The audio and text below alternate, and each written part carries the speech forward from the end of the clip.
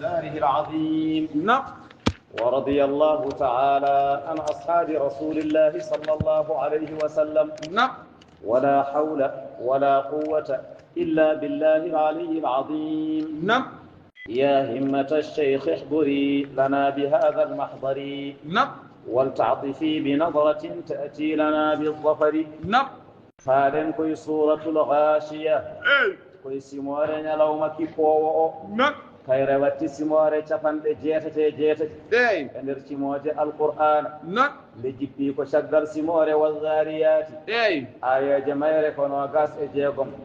kalimaji simore nde ko capanɗe jeenayyi e ɗiɗi eyi karfeje mayre ko temettati e capanɗe jeeɗiɗi e jeetati non nde jippi ko makka eyi bisimillahi en puɗɗorima simore nde inde allah nam arrahmani en puɗɗorima simore nde inde allah nam arrahimi en puɗɗorima simore nde inde allah nam allah wi hal ataka gonga tigi ari e maɗa eyi hadisu yewtere alghashiyati ñalawma kippowo o non o innirama kanko darga ko kippowo eyi li annaha tughashshi alkhalaiqa bi ahwaliha non saabu omo hiɓɓira dendagal tagore nde eyi hulhuli makko e goƴaji makko nam allah wi wujuhun jeese yawma idin ñande darga eyi khashi'atun ko koyɗe non aamilatun ko gollotoɗe eyi nasibatun kadi ko tampoje non dhatu nasbin wa ta'ibin bisalasili eyi nde wonnoɓe tongete ko ceenuji non wala amali e golle eyi sababune no ɓe cippirta e lettoyat jahannama non tasla jeese ɗe ene naata naran jeygol haamiyatan gulgul eyyo tusqa jeese ɗe ene jarnire min aynin e sewnde aaniyatin fasnde eyyo ɓe jarnete koye sewnde ndiyam fasnde non laysa lahum aranaɓe e nder jeydi ta'amun ñamde illa min daria eyi so wona ñamde ene waye daria non naw'un min alshawki la tarhahu dabbatun li khudrihi eyi ndeɗo ñamde hakke ko nde metti ko nde hamni hay daabeji so yi puɗol majje payata hen non babba so yi puɗol mum durata puccu so yi puɗol mum durata eyi ko ɗum ɗo woni ñamde yimɓe jeygol jahannama non qala taala la yusmin eyyo allah wi nde ñamde ndi faynata nde rokkata vitamine tige waɗa yugni kadi nde nafata min juu'in e heege eyi nde ittanta keyɗuɗe heege non ɗum woni ñamde wiyetede nde simme tige hay ko yimɓe ko ɗayɓe men kutorto gaako non ɗum allah leftirta janggonaɓe jeygol jahannama tige andi ɗi wi lekki simme ɗo fuɗata ɗo hay mbubu jurata koye muɗum non hakke ko hunde segni ko hamno tige ete kadi yimɓe fof ne gandi la yusmin wala yugni non faynata harnata eyi qala taala won hen allah ɓulni ko ɗo jaltini simme won hen ko ɗo ɓulni sigirata wonde ene harmi allah wi wujuhun jeese yawma idin ñande darga eyi na'imatun ko nemiɗe non na'imatun ko ngarɓuɗe eyi bi sa'iha sababude golle majje radiyatun koɗe jarlaɗe non sababude golle majje to aduna fi jannatin eɓe gone nder aljannaji aliyatin towɗi eyi allah wi la tusma'u nanetake non fiha to nder aljannaji eyi lagiyatun mere haala non fiha ene tawe to aljanna aynun sewnde jariyatun dogore eyi aɗa wiya toon cewle ndiyam ene doga non fiha ene nder aljanna sururun daɗɗudele eyi marfu'atun ɓamtaɗe tige zatan wa qadran wa mahallan non no ɗe mbayni ɗiɗi ceeri fodde majje kadi fayidagal ne mawni nokkutude gonɗo kadi ne mawni tige wa akwabun e mbulkuji woni kasuji eyi mawdu'atun cappinaji non jiya kasuji e koppuji ene pawa sara ɗin ɗon pisenaji non ene pawa sara ɗin ɗon ɗen ɗon cewle eyi ɗum kala jiɗɗo yarde so ari daña ko yarde non wona mariqu ene toon jaganawuji eyyo masfufatun deggodiraɗi non jaganaji fawe goɗɗo rewne heno salamaji ɗi batteni tige pour so tawi jomumen jiɗi ɓaggade walla tuggade wa zarabiyu ko noonne kadi bertanteje eyi mabhusatun bertade jiya tappiji e moketaji ne berta ɗum ɗo fof ne tawe to aljanna qala taala afala yanzuruna eyi beele ɓeɗo heferɓe kamɓe darata darande wondude teskuya eyi ilal ibili faade e geluɗi kayfa huliqat holno ɗi tagira ma yanzuruna fi khilqati l ibili eyi beele ɓe gondi koɓe darani tago ngeloɗo wa ila السماء بل بنداراني أسمان كيف رفعت فلن أسمان أو أمترا وإلى الجبال بل بنداراني كاجد بندارا كيف نصبت فلن بندرنرا وإلى الأرض بل بنداراني ليدي بندارا كيف سطحت فلن ليرترا بنداري ديجد فيستدلون بها على قدرة الله تعالى ووحدانيته يتندي نورودم كتند الله يتندي نورودم غوتين فاغو الله فضرب المثل بالإبل الله ركي ان تندول تو بانغ جلودي بأنهم أشد ملابسة لها من غيرها sabu arabe baadi yanke ko yeloba o ɓuri wawde ñibdude par rapport ko ñibdata e kulle goɗɗe inna allah tabaraka wa taala khalaqa al khalaiqa qismayni allah tagi tagoje ɗe pecci koye pecce ɗiɗi ismun khalaqahu khalqan hasanan ajiban won feccere e tagore allah taga ko tagudi jondi kawniɗi kal insani ko wayno neɗɗo neɗɗo tagu mum ene yooɗine hawni wa fihi shahwatun woni e mum kadi tuuyo lil insani wonande neɗɗo وكذلك الذهب والفضة ونوان كدي كان خالص وكل ما فيه لذة يعني كتغا يولي ولا كتغا نانك وخلق أشياء بالغة في الحكمة كدي الله تجي جده أنا غني كادي نيال الله وليس فيها حسن ولا جمال بيتاك إذن جودي بيتاك إذن غرب ليس فيها نصيب للشهوة دكم مئتوي على يمجي لأن جده كدي أنا غني دولي القسم الأول فتوي كفتر أدين ده اسم للحكمة وقسم للشهوة إذا بدي فتر تبانجي نينيال فتر تبانجي دكم ما تعالى للنظر إلى ذلك القسم إلى ذلك الاسم الله نون بيالي أندار دين فن فتر dengan kita ko hikmah wala ko tuyo ko saddon li zara'i sababu runtude musibaji walla riddude musibaji so tawi en daari ko toɗi tuuyo ko tuuyo mum jaggata so tawi en daari ko waɗi jamal ko dakame mum jaggata ɗum tagi o wiyani yo en daarɗen gueɗe bi anna al jalila nde wonno allah mawɗo la ya'muru bima fihi mafsadatun lil abdi o yamirta ko ganduɗa ɗum ɗo ene bonana jiyaɗo allah walaw amarana bi tafakkuri fi husni l insan hay sinno allah yamirno en ko yoni miijo tago neɗɗo جوندم نب وما تضمن إكم مفتي تبنب لربما دعانا ذلك إلى ما فيه شهوة يا مقوم أن ند إن فاد إن رارد إن نوك بنجي تويو سكت عن هذا الجزء تنتج وياني أفلا ينظرون إلى الإنسان كيف خلق والقسم الثاني فتويك فتر إمر أتقواجي الله خلقه الله تبارك وتعالى الله تجيب من وفيه حكمة بالغة كان تبيئهم ينال تيمونغال ولا شهوة في النظر فيه فدي ألا كفتويو إذا كان مقون إدارتك فأمرنا الله أن ننظر في هذا القسم انتجي الله داري أن الله يمري أن يندار من فتر وفي أفلا ينظرون إلى الإبل دلت أندار تاديدو جلود أي الإبل من أكبر آيات الله تبارك وتعالى جلودي جياكو كبري مولود اكاوني دي الله حيوان اشرف الحيوانات عموما تيبل بونغول تدري ندغال مومن تيجي دي الله كل حيوان يقتنى سبو كرا مومن تيبل غير انا فاجي يقتنى للحلب او للركوب فغورتي كو ها كوسام مون ديره ولا ها كيسي مون وادي او لاكل اللحم ولا ها تيو مون نياني او للحمل عليه ولا ها كيسي مون فاوي ريمدي او للتجمل ولا ها نيانتور من القران يوركم فيها جمال وادني on edeedo tagoje jonda onon baddo hen onon nyantoro hina turihuna tumande onon kirda wa hina tasrahuna onon ora wa kullu hadha fi al-ibli a'zamu min ghayriha nam tew dañeteedo e ngelobo baddagol dañeteengol e ngelobo dirande dañeteedo e ngelobo ba dakamme dañeteedo e ngelobo tawetaaki kulle kiddibe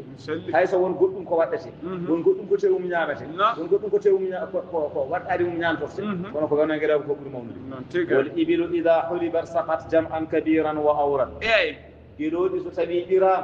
يرنت دنتال كيونغر هادوم ديسا وإذا نحرت أطعمت لحما كثيرا ستبي إنجلوبا هيرساما نمينا تقوري الله هيونيتيو وإذا ركبت قطعت مسافات بعيدة في راحة ستبي أودي ما إمتحن ما جلد جود أروان دي فوقت وإذا حملت حملا لا يحمله غيرها ستبي رمدام جبد رمدير جمغر غرقم وواروان وإذا أرادوا التجمل ستبي بيجيدي كدي يون نمال فالجمال والحمال الكثيرة إذا عرضت جلودي كيودي ستمي درنامة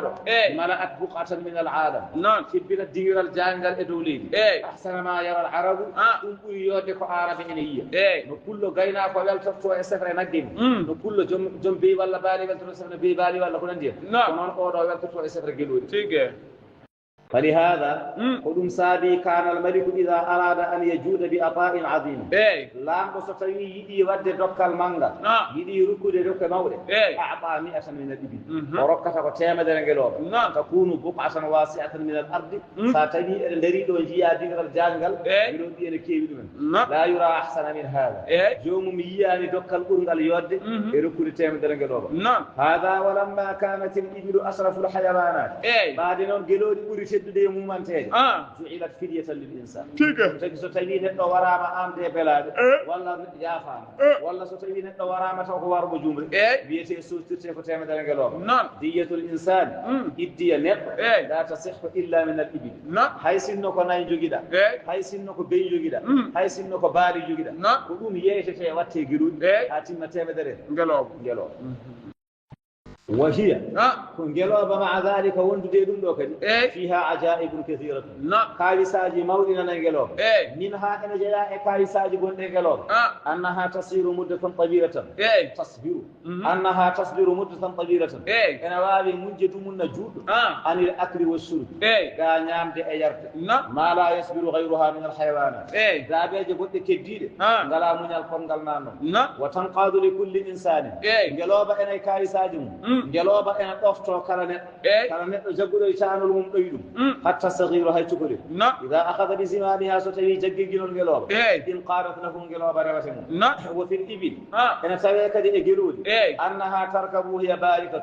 وجلوبا تن جد ستوي ان واتي كما جوسو ويحمل عليها وهي باركه جلوبا تن جد ستوي ان ريمدي تاوركو جوسي لا تجد حيوانا يقبل هذا الا الابل الا تابا جبو ونداني سو ونا توكو جلود وهي مع ذلك كدي وندو هن فيها عقل قوي جلوبا ان جدي حق الا تشيق حتى ان جماعه اذا ضلوا في فلات هاسو تبي جنتال مجي اندر لد وتركوا جمرا كبيرا غوبتي جلوبا نايوا يقودهم الى الطريق الى ارض بلاول فلان ايدي دum yitata law ma geloba ba artirbe lawol بارك جلوب نايا بنتوو بلاد فلما كانت الإبل أفضل من كل حيوان بعدين جلود يوري مدد أكلا جابج في كل فن من فنون المنافع إذا بورد كلا فن نوجي نفترض ونا تبرندم ولا تجمعهم ونا تواتاتهم ونا تشيمهم ونا تيونراتهم ونا كونادهم أمرنا الله أن ننظر إلى الإبل كم سابي الله يمير أن بالكونسنتراسيون الجلود كيف خلقت هرنا لتجرا إلى الإبل كيف خلقت وإلى السماء كيف رفعت دار السماء أو هلم أمترة وإلى الجبال كيف نصبت دار كاجر هلم نردرة وإلى الأرض كيف سطحت دار ليدي دي هلم ويفترة أيضا يخاطب العرب الله حال درفاي عرب وقريشا خصوصا إكباد كيري قريش وكان من عادتهم رحلة الشتاء والصيف إن جيانو عادة عربي بقريش كلا دبول إن جيد أنغال بدانفو كلا تشيرو إن جيد أنغال بدانفو تيب أنغال أرجع صونا يجرون الإنسان يرحل مسافرا نتو غوصل نتو هيرن دانمو يركب بعيرا غطو غلوب فيمر على الجبال فوقه ويرتو كاجي تكمكو فوقه السماء وهو دو يا سماء تحته الارض ونار ليدي ونار لسو يليدي لا بد ان يتفكر على سبع مفتي ميدان ايدي اذا تفكر ان نظر امامه سو ناري يسمكو لا يرى الا بعيرا ويتاس وانا غيروب مكوبا فينظر الى عجائب خلقه ونار كاوني غيروبا فاذا التفت يمينا او شمالا سو يجي ما نياما ولا يجي ما نانو لا يرى الا الجبال ويتاس وانا فإذا نظر فوقه سواناري دومكو لا يرى إلا السماء ويتاس وانا أسمان وإذا نظر تحته سواناري نسمكو لا يرى إلا الأرض ويتاس وانا ليل فإذا نظر في هذا وهو متفكر سواناري بيجد ويادنه الميدو لا بد أن يعلم أن الذي خلق هذه الأشياء فرصة أن تتبرير وجد قادر وحكيم وكتاب وكذب نينيو فلهذا كل مسابي أرشدتنا الآية إلى النظر إلى الإبل na aya o hucciti en yo en dar diruudi afala yanzuruna ila al-ibili kayfa khuliqat alaysat ajibatan mbela ngeloba hawnaaki al-ba'iru yanqadu lis-sabi ngeloba so tawi cugolel ɗowi ɗum remat saggar mum wala yakadu yu'di ahadan te ngeloba ɗesata wawde lornude goɗɗo hatta walaw wadiya insanan bi khuffihi la yatadarraru min dhalik hay sinno taaɓal ngeloba nga mamre nde mamre ngeloba so yaɓɓi e koyngal neɗɗo walla jungo neɗɗo o tinata wonko yaɓɓi kama yatadarraru on law wadatu dabbatan gayruhu so tawi noon ko holsere wonde yaɓɓunomo hay sinno ko holsere puccu walla ko holsere nagge no dañirta hen lorni dañata e ɗum ɗo ɗon قال تعالى الذي فذكر نعم فذكر سفتنور انماجي الله كويدي تيندينورو غوتين فاغو الله نعم انما انت محمد صلى الله عليه وسلم نعم مذكر كاتفتنو نعم لست أغناني بمسيطر كغورتار عليهم إدومك هذا قبل الأمر بالجهاد الذي إلا كنتا من تولى أمي لمن آغل وكفر يدي القرآن أودي فيعذبه الله ما الذي العذاب الأكبر لبتقول مولد يتي لبتقول مولد ولبت الآخر والأصغر عذاب الدنيا لبتقول فضلك لبت أدنى الذي إن إلينا كفات دي أمين إيابهم لندتيكم ثم رفت إن علينا كوي أمين ودي حسابهم حسب ورمك جزاؤهم لا نتركه أبدا من قفتا يبتغي أبدا سورة الفجر كسيمور والفجر كيربتي سيمور تفنتتي أي كأيدي هذه آية جماعة كتفنتتي آية جماعة كتفنتتي كيربتي سيمور تفنتي جيتتي جيني لجيبي كشغل والليل إذا يخشى كلمة جماعة كتيم دري تفنتتي جيني كرفي جماعة كتيم دجوي تفنتي جيتتي بيدن كون مكيان كور بسم الله ينقدري ما سمور إن الله الرحمن ينقدري ما سمور إن الله الرحيم ينقدري ما سمور إن الله الذي والفجر mi woni beral fajiri mbele ko fajiri kala nyalawma walla ko fajiri nyalawma julde taske walla ko fajiri nyalawma jeenay taske walla ko fajiri nyalawma aljuma walla fajiri ko fajrul awwal de arwande tagone de adi fendi woni awwalul fajr al arwah min hadrati al muqaddasati ruhuji di jat fi hadrati al quds qala ta'ala alladhi wal fajr mi woni beral fajiri وليال عشر مي وديري جماجي سابو جولد تاسك جماجي سابو غدي الورو جولد تاسك ما من ايام العمل فيها على هينال ايغوتي غولادي مم احب الى الله من بريد الله فاتلني من عشر ذي الحجه e balde sappo gadana lewru taske kullu yawmin as-sawm fihi ay de dum balde sappo kala hen nyaloma horde hen yusawi sawmu sana ene ko diray horde hitande allawi washafi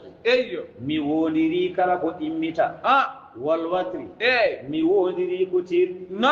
kala ko immita kala ko woni didi kala ko woni kuneji walla per mi woniri baba adama e hawwa ko de immitaade washafi mi woniri jamma e nyalawma ko immita washafi mi woniri aduna e laaka ko immita washafi mi woniri muhammadu ibrahim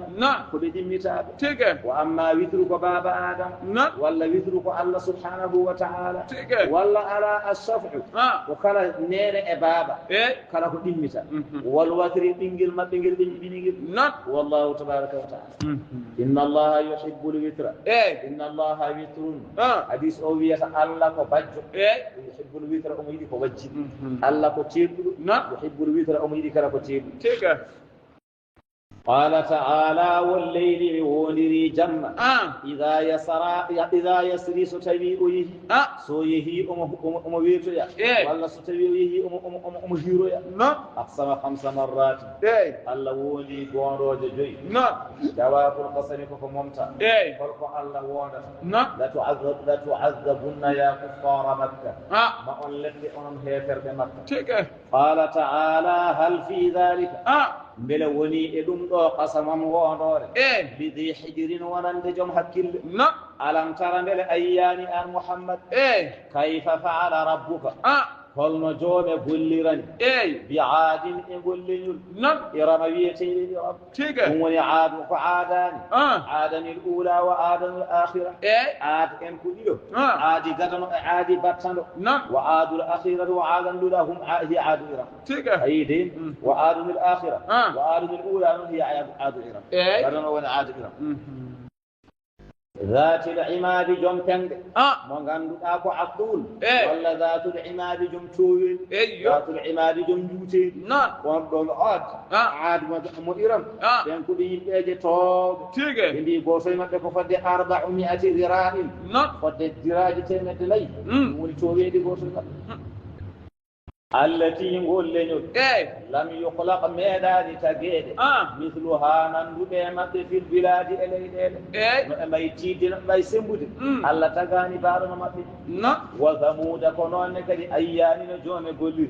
الى يلبيتي يقول فامباليام الذين بين جابوا تجنب الصخركاج الصخركاج بتجر دوم بالوادي نكو تانغول وادي القران وفرعون بلا اياني نجوم gollinoge fir'auna fir'auna non kanyum woni dil awtaadi jom pende kanko be biyanno so jaggi neddo mo yidi lettude o fengat e koyngal nyaamal ngal ponto koyngal ngal ponto ko jugo nyaamal ponto jugo nango ponto كما فعل بآسيا ووطن سيدتنا آسيا الذين بغوا بوب الذين بغوا بوب في البلاد إليدين فأكثروا الفساد بكبني برند فيها إليدين من القتل وغيره ود فصب ربك جوم وانجي عليهم إدوم بصوت قلتم عذاب لبت الله هندني إما بلبت مسلم قال تعالى إن ربك جومنهم لبالمرصاد ومولي أتمبرد أيدي عادن الأولى منهم أي آب قرنه كي مكجينه قرط بيتي الشداد الذي بلغت قوته مبلغا شداد من غندو يتنوما اكتن امباو ما بلغته قوة إنسان نتو ميتا جوغاد ان كتن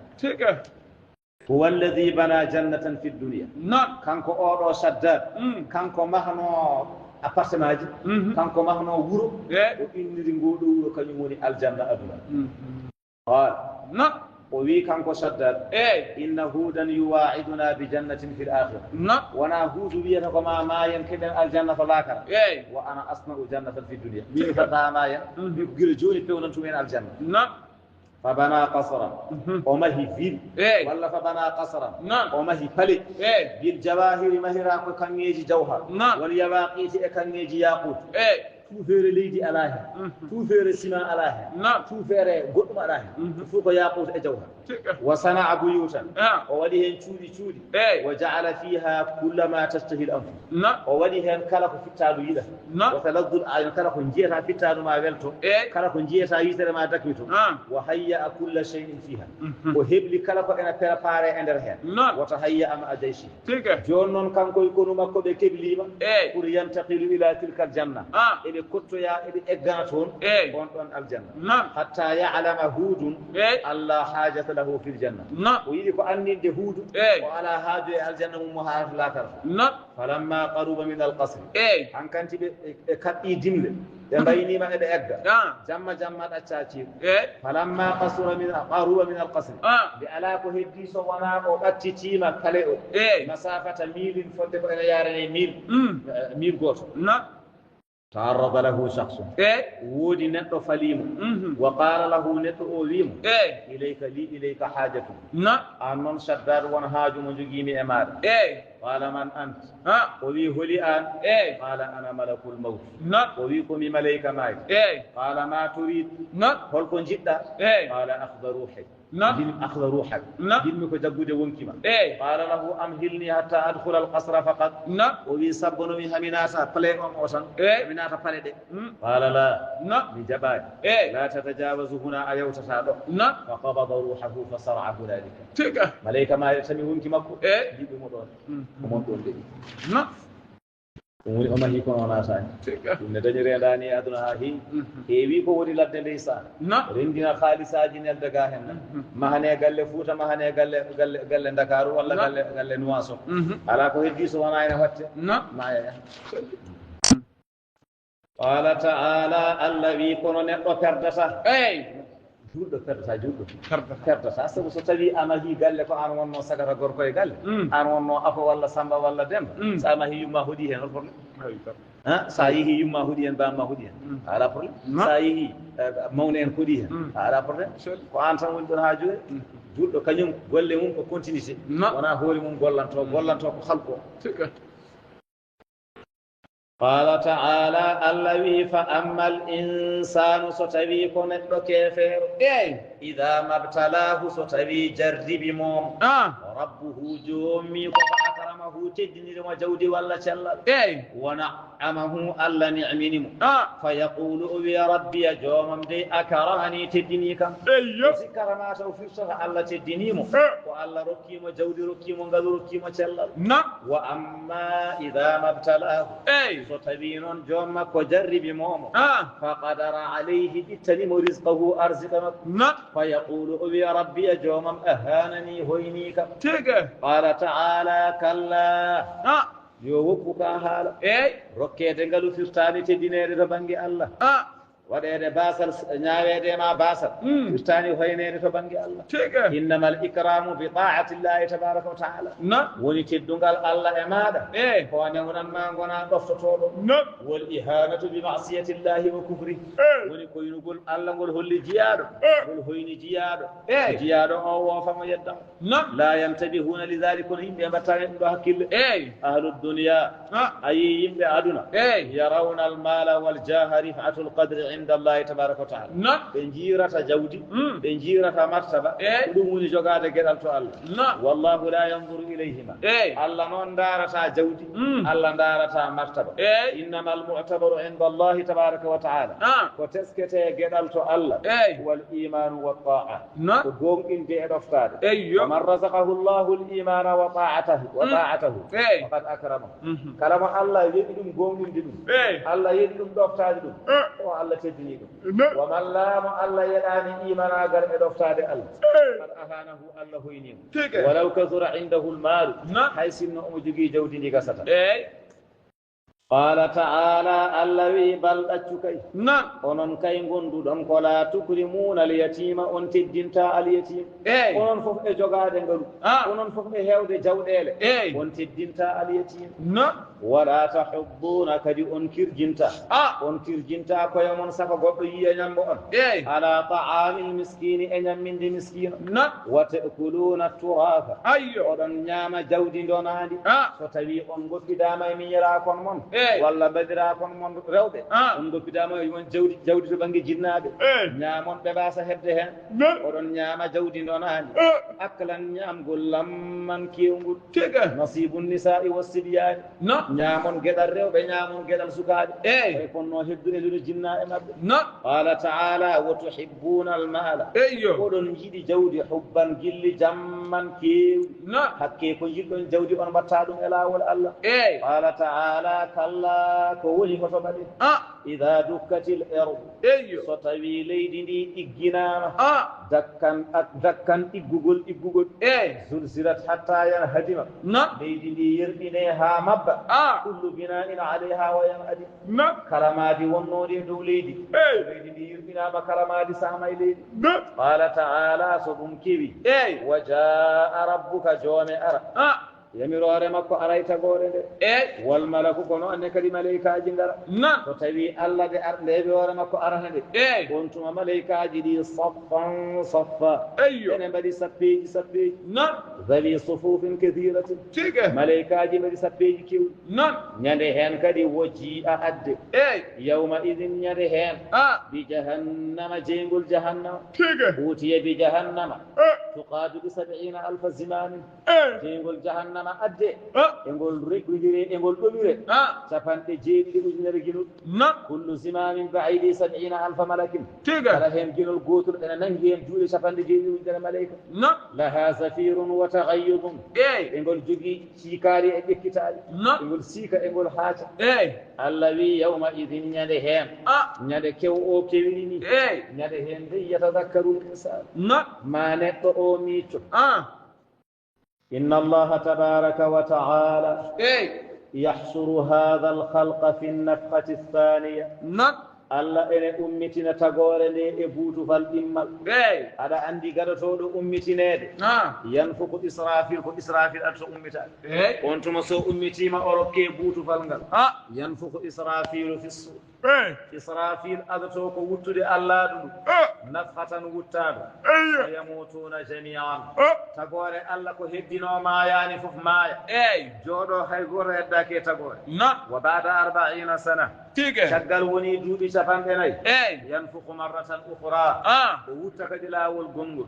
ويجتمع الخلائق جميعا في صعيد واحد يندانغال تقوجي دي بوتيتا ودينغر الغوتل يحشر أبناء آدم يندهن إبا آدم فوف ديندين من أول الدهر إلى آخر الدهر إلى فأدنى فوقنا هاتو أدنى قسي ويجتمعون في صعيد واحد سبين ديندنا وكام إبا آدم فوف ويحشر الجن جنين ديندين وهم 10 أضعاف بني آدم إبا شواب إبا آدم لا بسب يدورون عليهم 10 أضعاف إبا بيرتو بلا بسب ويحشر ملائكة الأرض ملائكة قنوا دي دوليدين إنك دين وهم 10 أضعاف الجن بيلتو جنة دي لا بسب هم يحشر ملائكة السماء الدنيا شغلهم أسمان كيدا أدنى ملائكة جم دين 10 أضعاف ملائكة الأرض إبه شو لا بسب ملائكة جنو دولي هم الثانية أسمان إمو أرسوا أسمان أدنى فدلا بسب أسمان ترديجو أرسوا أسمان إمو فدلا بسب أسمان نايبيجو أرسوا أسمان ترديجو فدلا بسب أسمان جويبيجو أرسوا أسمان نايبيجو فدلا بسب أسمان جيكو بيجو أرسوا أسمان جويبيجو لا بسب أسمان جيلي بيجو أرسوا أسمان جيكو بيجو لا بسب ثم تحشر ملائكة البيت المعمور فملائكة جيكون كم موجي غسي ملائكة جيكون إتو بيت المعمور إن نجيبينه 10 أضعاف ذلك فبتاونو دون إدولي جدي إكيوال يمبي جنة جي ملائكة يبيرتو دم لا بسا ثم تحشر ملائكة الكرسي شغل دم ملائكة جيكون إتو الكرسي إنك دي غدي ماذا 10 أضعاف ما قبله كم إلى بتشوق بتاونون كولا بسب ثم يحشر ما في كل سرادق من سرادقات العرش شغال أمرين دين كانوا إكتاجي إلى الكتاجي العرش ما وني 770,000 سرادق تعال عندي كتاجي قنت ريدوجي العرش ما ونتي مد جيد دي وجنر هداو هو دي شفن دي جيد وجنر كل واحد فيه الملائكة كان هين غوتو هداو سملائكة يوم أنا وأنا 10 أضعاف ما قبله قد شوان دي سفو كتاونو رونكو جوني نون والإنس في وسط الخلائق كويته نتو كو تاغوري الله بيته دو نديدو نده hen sellara ko neddo وما تو ادر تنغورنغو دو تاغوجي وحيط بهم من كل جانب كان كو ينفو وحيط بهم من كل جانب اي بيرتا بارتو وولي القران بيته ان استطعتم ان تنفذوا من اقطار السماوات والارض hande onon yimɓe jinneji so on kattani yaade kam muuje e leyɗele tanfudu ciyeje he la tanfuduna illa bi sultan so tawi wayindani fatajalla aljalil allah mawɗo o feeña bi sifatihi almuntaqim o feeñira feeñande makko min allah komi joftotoɗo komi joftotoɗo komi joftantoɗo komi joftotoɗo bannoɗumi komi joftantoɗo bannoɗo bannuɗum ويقول هؤلاء المخلوقات جوني نون ايدو تاغوجي مبيا خلقتهم جميع خلقتهم جميعا ورزقتهم جميعا وكلفتهم ايدي atagide be kambe be do tagoje pop an arzuqinan no an yamirno be bade ngoppe wa nadhaftu fi kutubihim kanko allah halata ويديرو تاغوجي فوف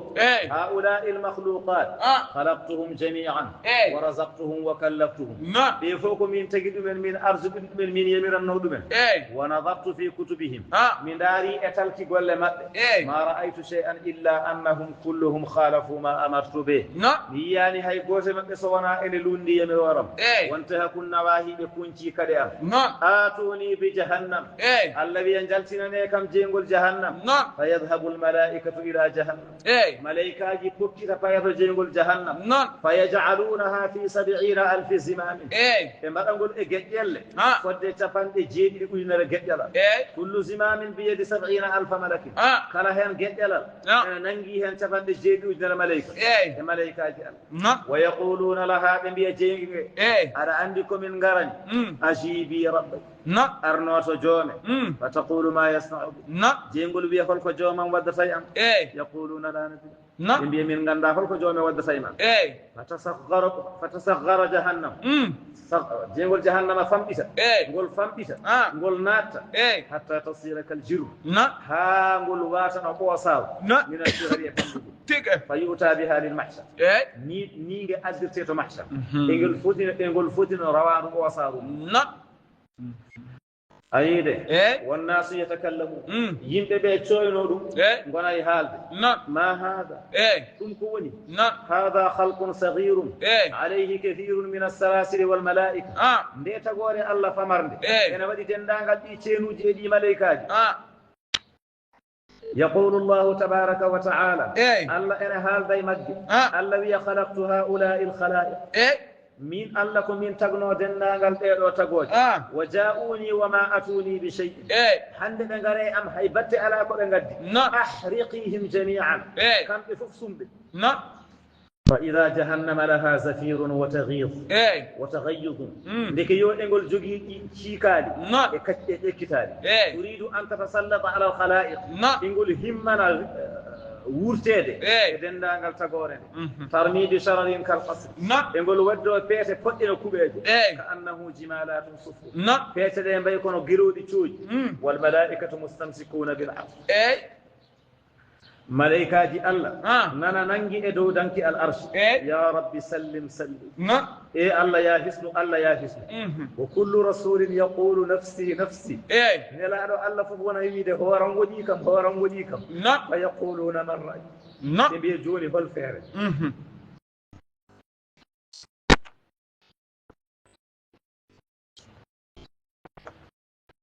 هل فيرن جوجين هاندي نذهب الى ادم ابي البشر ودي فكيتن باينتو بابا ادم بابن يمبي فجاءوا الى ادم جتو بابا ادم يا ادم انت خليفه الله في ارضك ام ونو لمتو الله اليدي خلقك بيده ونفخ فيه الروح الله تجريما جونغو مو وتي ما روح واسجد لك الملائكه ويبني ملائكه يسجد هذه جهنم تريد ان تحرق المؤمن والكافر جميعا جينغول جهنم أري يديكو دكوري دندانغال جودة هفر بيكال أشفع لأولادي سيفان دي مانا عن بابا آدم يقول آدم نفسي نفسي آدم يهورم وجهكم هورم وجهكم حواء زوجتي لا أفكر فيها اليوم جم سودم حواء حندني على إمور ميد بأني أخاف أن يعذبني الله حندني آدم ورهني كلا ألا لك دمي بأني أكلت الشجرة سبو منامي لك اذهبوا إلى غيري وكذا بايتو قد اذهبوا إلى نوح وكذا بايتو النبي نوح هو أول أنبياء الشريعة أقول النبي قديد أجر الشريعة دولين فيأتون لنوح لنجدت النبي نوح يا نوح أنت أول الأنبياء أنا أدي وندي أنا أدي أن بعد الله أنا أدي أن بعد الله وسماك الله عبدا شكورا الله إني ريمك جيار من تولو وهذه جهنم إنك جيب جهنم تريد أن تجمع المؤمن والكافر يدي كورين دين جول به فرد جميعا فاشفع للخلائق تفن تقوجد فيقول نفسي نفسي بابا نوح هورا وجهك هورا وجهك لا أفكر في سام ولدي أحرى غيره بميجة أكو بيام بيتي سام على كهالي قسم ولا بيام سام لأني دعوت على قوم سبمين ودينا جلا مقور تشكمي كنت ميجندان قال يمكن بيفو ميليو الله هلكم اذهبوا إلى غيري كوكي فايت تناهم اذهبوا إلى إبراهيم خليل الله فايت إبراهيم سيد الله فيأتون إبراهيم بجتوا باب إبراهيم ويقولون له يا خليل الله يلي أوسه الله إن جهنم تريد أن يجمع الكافر والمؤمن جيغ جهنم يدي كورين دي جولبه هفرد فوف دو بدومه فاشفع لنا تفنن ويقول نفسي نفسي بابا ابراهيم بي فورا وجهك كذبت 3 كذبات بسمتني الله تبنا لتتي لم ادري هل يعذبني الله بها ام مي اندا بل الله ما لبترم دم بنال ولا الله لبترتا كم دم بنال اذهبوا الى غيري كوكيتي باي غودو تو وانا كان مين اذهبوا الى موسى كليم الله فايت موسى كالديدو الله يأتون موسى يجتوا موسى موسى بن عمران هما موسى بن عمران كلمك الله تكليما الله هال دي ما هال منك هذه جهنم تجمع بين المؤمن والكافر يقول جهنم ينتهي دبول جول به هفر فاشفع للخلائق تفن تغوجري يقول نبي الله موسى بي نفسي نفسي هورم وديك هارون أخي لا أفكر فيه هارون كمونا من على ميدتا خبارهم لأني قتلت نفسا لم أؤمر بقتله سبت أدنى مورين ونكي الله يمراني من موركين ونكي اذهبوا إلى غير جهة قطم وناك مين اذهبوا إلى عيسى روح الله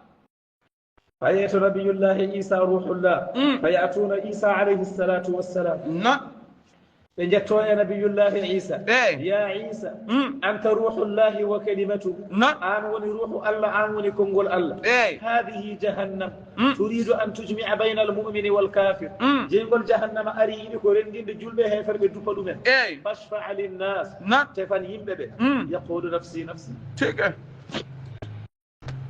مريم أمي لا أفكر فيها نينا مريم مني جتاكو هند خبارو اذهبوا إلى غير فكيتي بايتو غور اذهبوا إلى محمد الحبيب الله فكيتي بايتو محمد جيرو الله هو الذي يستحق هذا كانكو غوتو ميريتي غال دو غول فيأتون رسول الله صلى الله عليه وسلم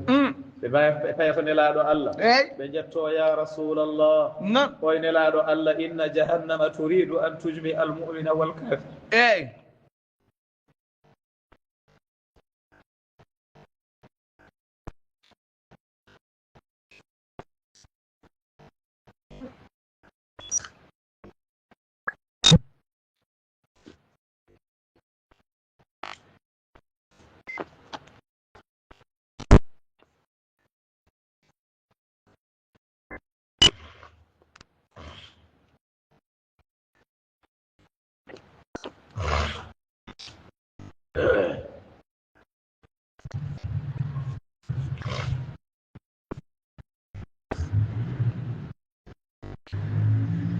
إن جهنم تريد أن تجمع المؤمن والكافر وتحرق الجميع يقول جهنم يدي كورين دي جول به هفر بفوف دوبلو من يقول رسول الله صلى الله عليه وسلم نلا الذي جهنم تأتي للمحشر قبل أن آخذ أمتي فلكو يقول جهنم أرح دو انقل دو دنتال مسوار هو يلتين دي لنجلم ما يمكن هذا دو واوا وند جهنم في المحشر تريد أن تأكل الجميع جهنم أرى ينقل دو دنتال يدا دوبو دي فوف ويأتي رسول الله صلى الله عليه وسلم نراد الله أرى إلى رب العزة تبارك وتعالى ويتون يسو الله دو فيسجد أسجد فيفتح الله عليه من الحمد ما لم يسبق له مثيل الله أدري ثيمك وحمدوجي إجت راج كومين آيات الله قلت بايمي ميمي إن الفتح لا ينتهي كما ترى الله بيجي تنجي فتح جنگ ستا أبدا ودو فتح نراد الله أخير حيث أن رسول الله صلى الله عليه وسلم لم يزال يفتح له في هذا المقام بارن لا الله هاجوني سيراني أنا دنيا فتوى أن المقام ففتح عليه في الحمد وأدثني أن المقام الحمد ما لم يسبق له مثيل وقال دا أمين أدنجي هنا أن الفتح فقال الله تبارك وتعالى الله سبحانه وتعالى ويمو ارفع رأسك هذا ليس يوم عبادة محمد أمت هوري ماني أونا نلوم دول الله سل تعطى واشفع تشفع نياغو كن جدا نكدا تفن من جدا تفنك فقال جهنم تدخل المحشر قبل أن أخرج أمتي وي جومم جينغول جهنم ناتي دنتالغال من مسواتا ويلتن دي لنلمغول فيأتي ويضربها صفحة تفر مسافة 70,000 سنة الله صلى الله عليه وسلم وفياي مغول وفياي ديغي وسوتا نوري مكو تدونغي وملتا جيغول هلو غو دوغا كو انا ابو e capande jeedidi ujunere kilomètre gol dogo fodde daro ويقف رسول الله صلى الله عليه وسلم نلادو الله دارو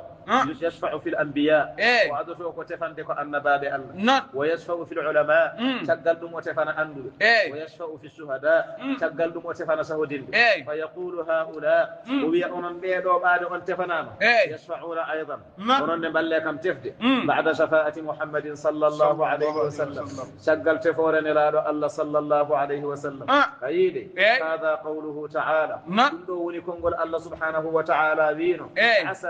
أن يبعثك ربك مقاما محمودا يا ما جوم درني لفلاس جتار مقام يحمده فيه الأولون والآخرون مقام من قندود أديد واتديد كف أن جتر كانكو رسول الله صلى الله عليه وسلم ولي مشهد وباي رضي الله عنه يبت رسول الله صلى الله عليه وسلم وإذا طفت حول العرش والحق فوقه وقد خاف كل الرسل كل يسبح ملائكة الرحمن والرسل كلهم يجولون بحثا عن شفيع يرشح إلى أن أقروا بين نوح وآدم وموسى وإبراهيم والحق أوضه وعيسى المسيح وهو روح إلهنا وكلمته نجل البتول وأفصح بأن حبيب الله طه محمدا شفيع الورى المقبول ينجي ويمنح متى قمت وسط الأنبياء مشفعا هنالك أشدو بالثناء وألوح هناك تذكر يا شفيع مقصرا أسير غرام فيك يشدو ويمدح فإنك أوفى الناس عهدا وذمة وأكملهم خلقا وأسقى وأسمح باوي إذا طفت حول العرش ساوانجيما العرش او محمد صلى الله عليه وسلم والحق فوقه الله ان دو العرش تو نند هن وقد خاف كل الرسل دنداغال نلابه الله كلي كل يسبح من فوق النبي سبحان الله ملائكة الرحمن ملائكة جي الله والرسل كلهم دنداغال نلابه الله يجولون بحثا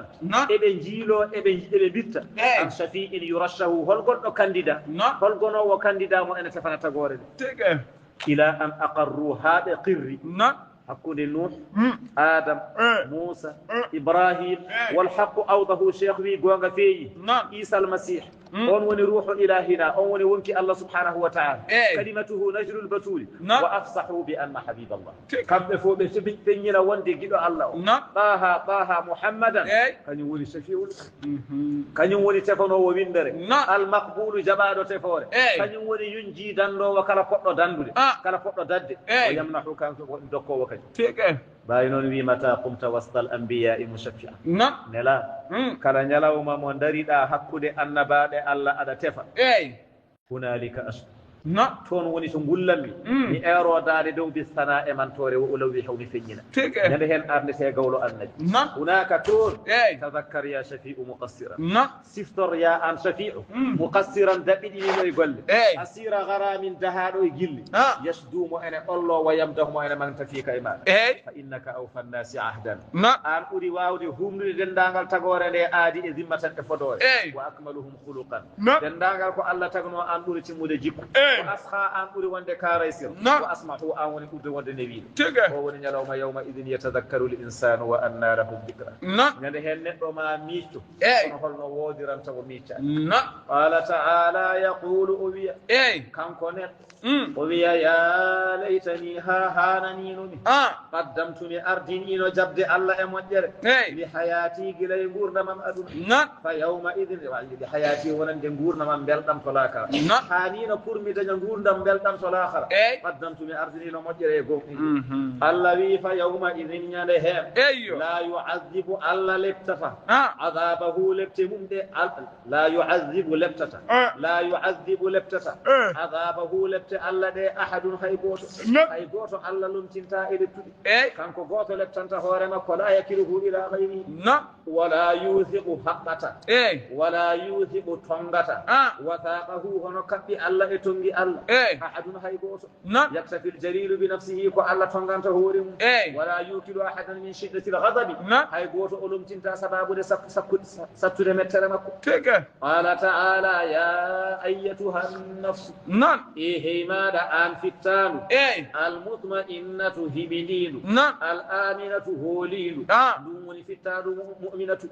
irji'i ila rabbiki ruttuto faade e joome fittaɗu nannete ka haala ko sagade aremayde radiyatan aɗa woni jaɓɗo aɗa woni belaɗo jobdi joome mardiyatan aɗa woni jarlaɗo to allah jami'atun bayna alwasfayn fadkhuli nat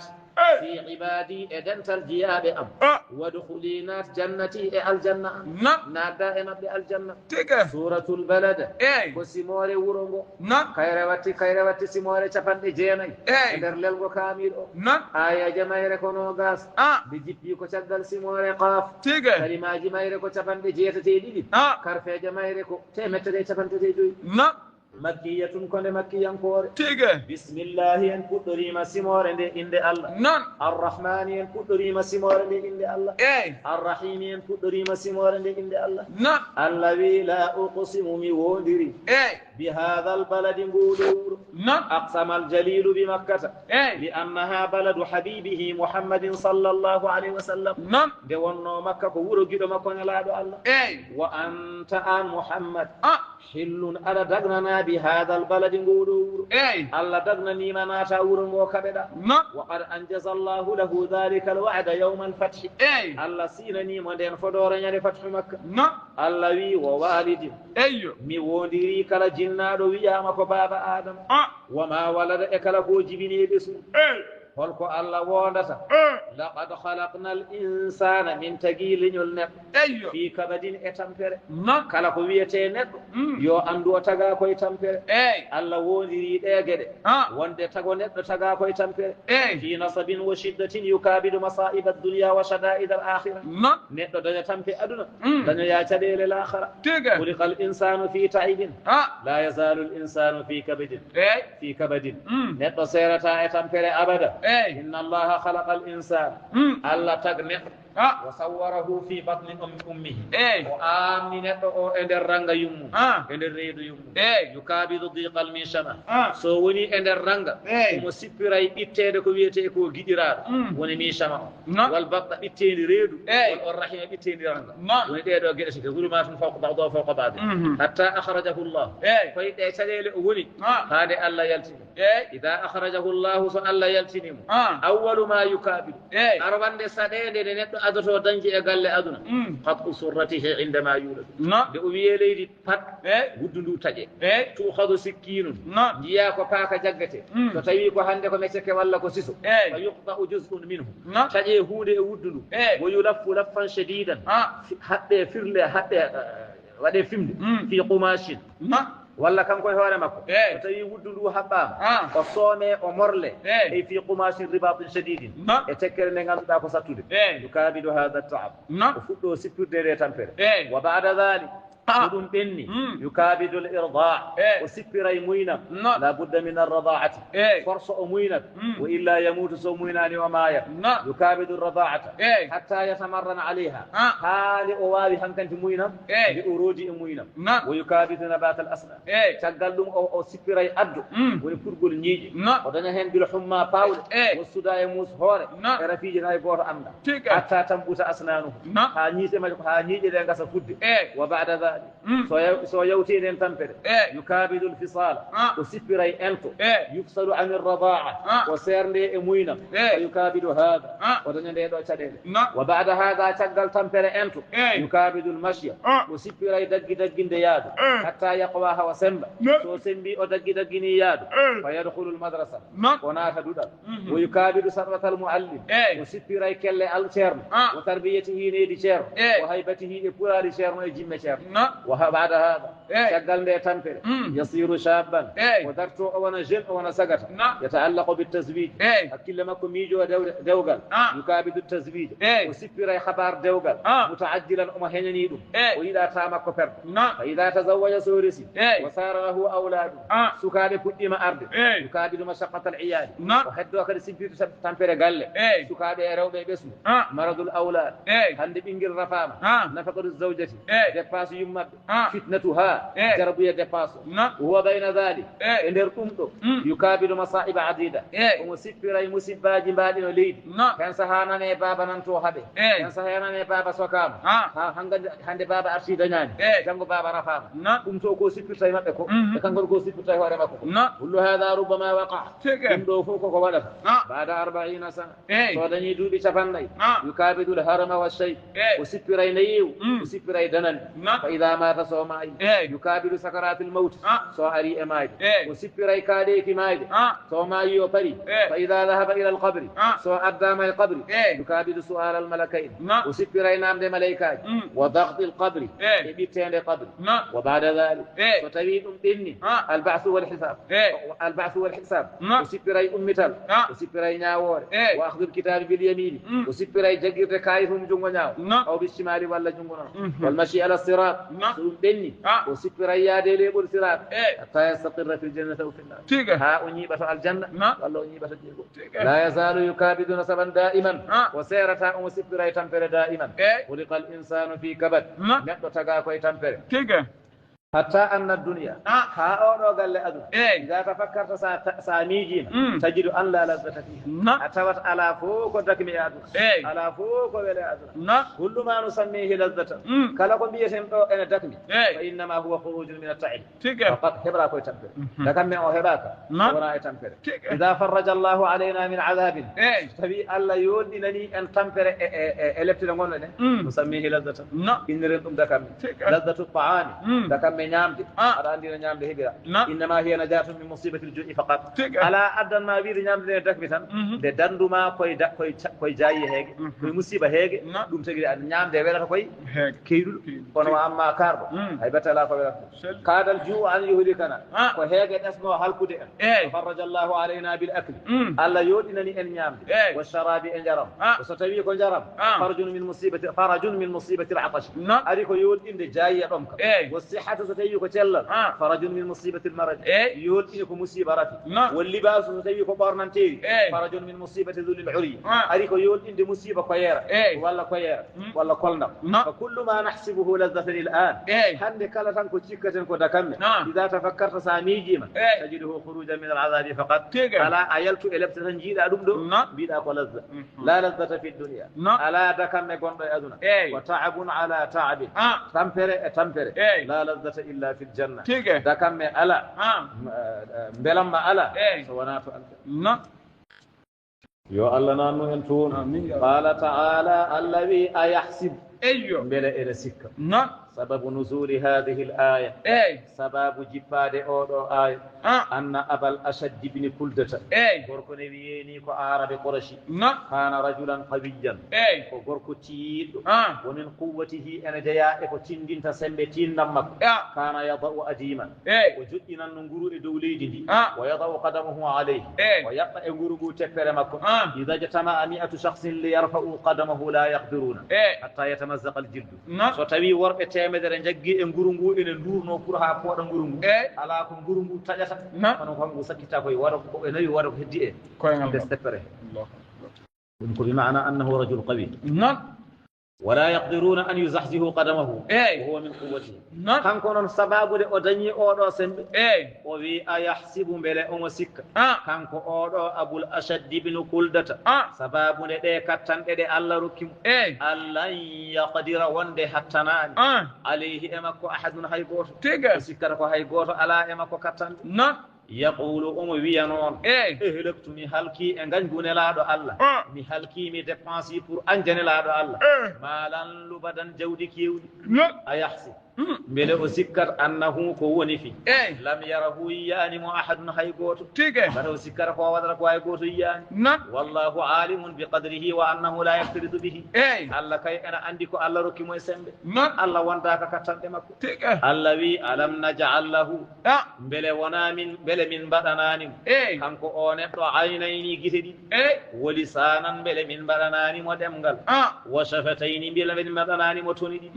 inna Allah khalaqa الإنسان الله تجي آدي وأعطاه عينين ولسانا ينطق به وشفتين لصون اللسان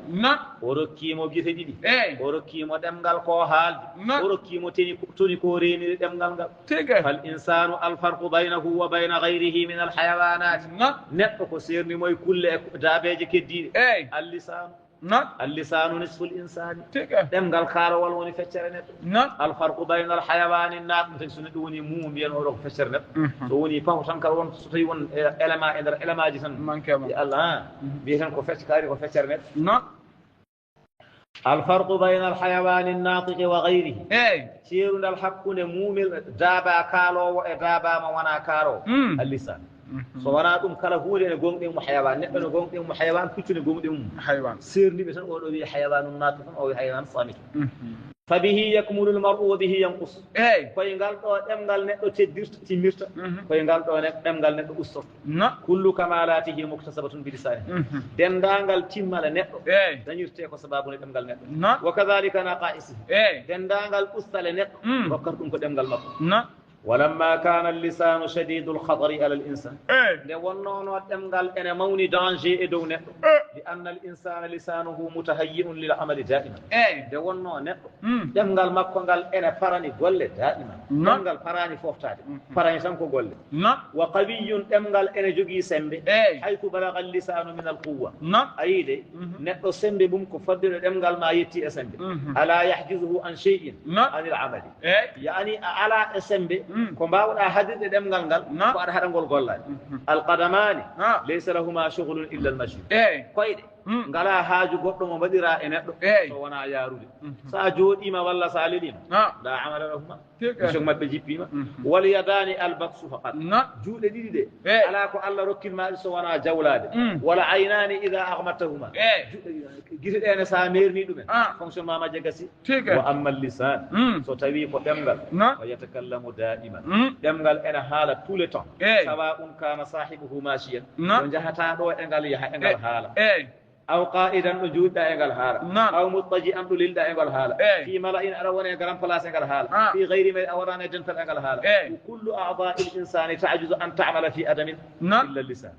كاركتر إنه وانتو أرى تنقل بيه كنقل عدم قال واوا قلوري كنقل يدو كنقل وانو كنقلوري وانا دمقل يعمل في الموجود والمعدوم دمقل